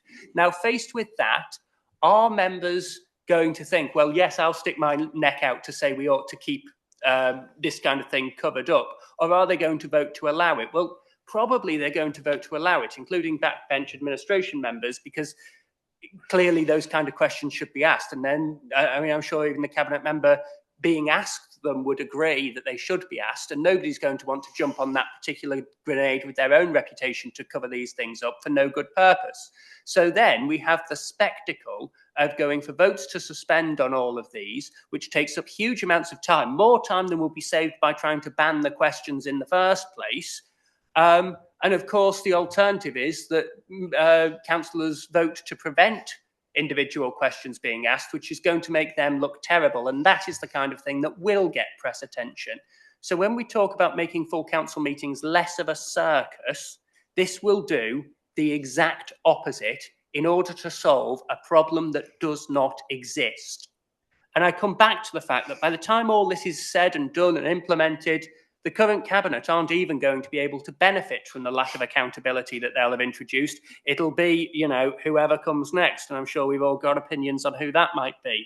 So for the love of all that is holy, please, can we stop messing about with things, digging holes for, you know, the council to unnecessarily fall into just because cabinet members are a bit embarrassed about being asked tough questions. Thank you for that. Councillor Parkhurst? Chair, I should be a little shorter than Councillor Ibbotson, but that will be greatly appreciated. But no less concerned about what is being proposed here. I fear we've reached a new low, that this administration is clearly frightened of having questions asked of it, and asking questions is a way for members to exercise democratic rights, to represent their communities, to ask probing questions. And if the administration doesn't like it, then what has it got to hide? These proposals by Councillor Johnson are quite frankly disgraceful. They should be rejected, and we should revert to the recommendation of the Working Party, which considered this matter in full, that no changes to the Constitution were to be made. And I would like to formally propose that. I'll second.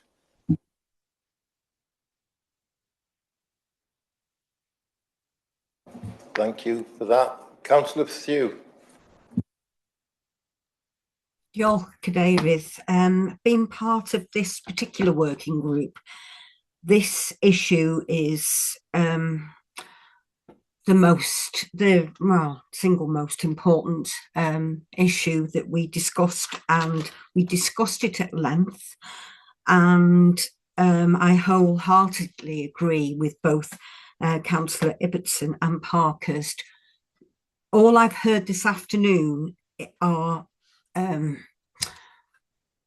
ideas of how to stifle freedom of speech.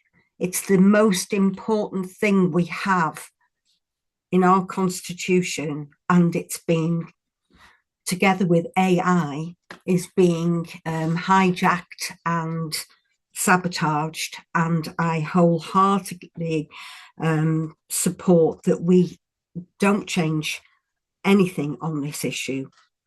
Yeah, that's all I'd like to say. Thank you. Are there any other speakers? Yeah, thank you, Chair.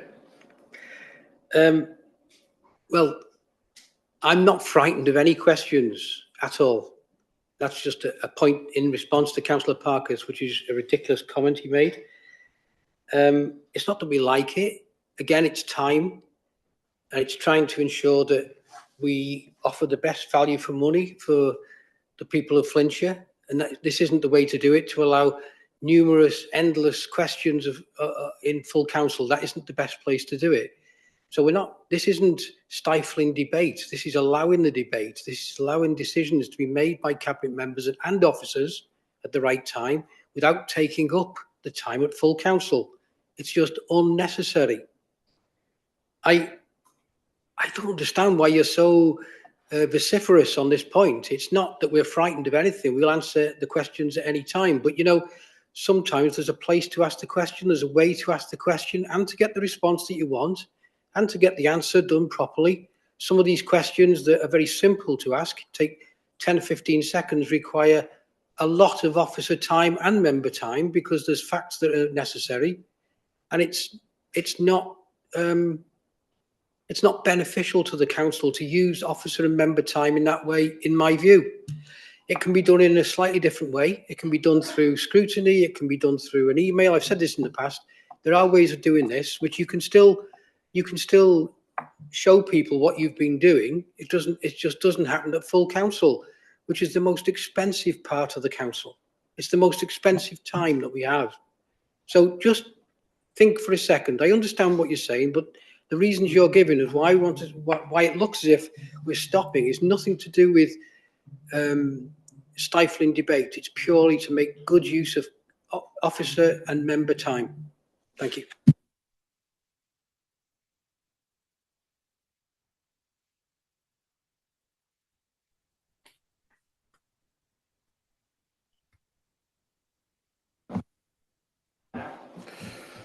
Well, I was passed a note by Kerry Shott on the scrutiny committee administrators to suggest that the school transport task division may be deferred, or would like to be deferred, because Claire Home, our Chief Officer for Education, is not well, and she's there to give updates and answers on 2 specific points.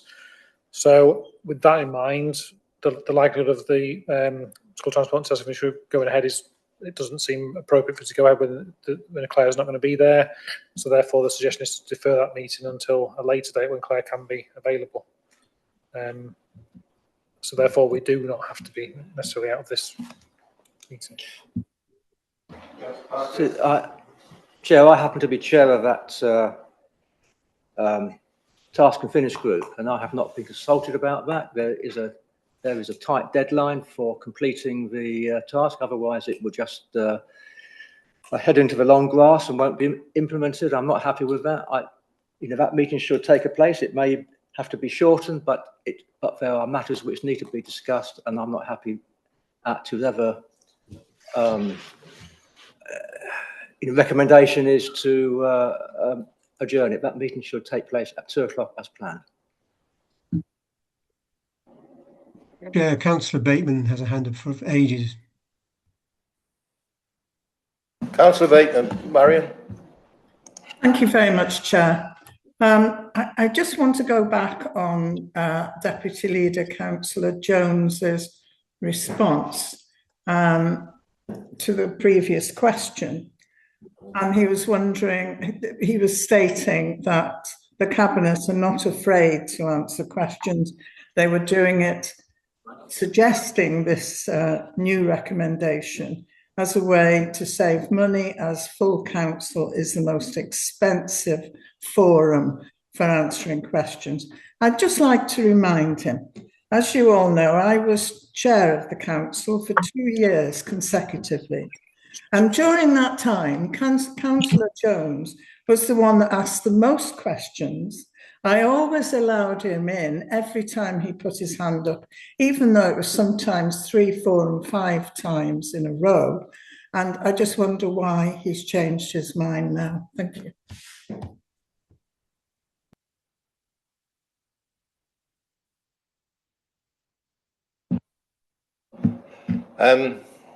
Given that Councillor Parkhurst has invoked his authority to insist that the school transport task and perform group committee is going ahead at 2 o'clock, I have I can't object. Therefore, I'm suspending this meeting at the present time, and we look forward to a date. Yeah.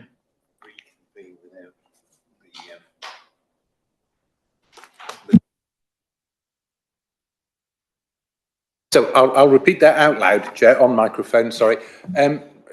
Just suggesting a technicality. If you adjourn the meeting, Chair, then we can reconvene without having to publish fresh papers, and we can see if we can get a diary date sooner than if we had to give the full 3 clear working days notice, as everybody seized of the papers, and barring delivery issues, everybody's got the papers and has seen what's being proposed and discussed.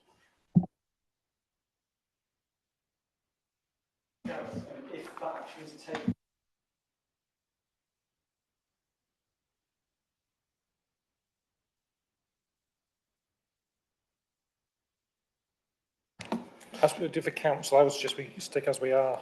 If you've got it as we are, the agenda's been published as currently is and this to be discussed. If you want to bring nuance to the meeting, that's entirely your prerogative, which has been the case before. So, obviously, the agenda, the items on the next meeting will be limited to what has been deferred today.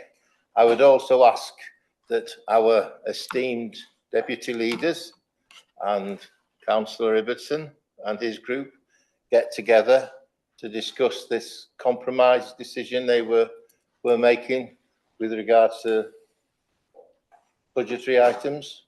And if they can come forward with a joint compromise, then we can clear that one out and that one doesn't have to carry on. Thank you. Sorry, Councillor Bateman, I'm limited by time. It's 10. Yes, I do know that, Chair, and I want to thank you for your stoicism. You've been a wonderful chair today. But as we don't have the time, perhaps the deputy leader would like to give me an answer in writing. Thank you. Yes, I'm sure Councillor Jones will give you an answer in writing. Thank you. Councillor Jones? Yeah. He asserts affirmative. He will give you an answer in writing, Councillor Bateman. Thank you, and perhaps he could share it with the committee. Thank you. I hereby declare that everybody's going, but the meeting is now adjourned. Can I just ask if the Task and Finish group is online?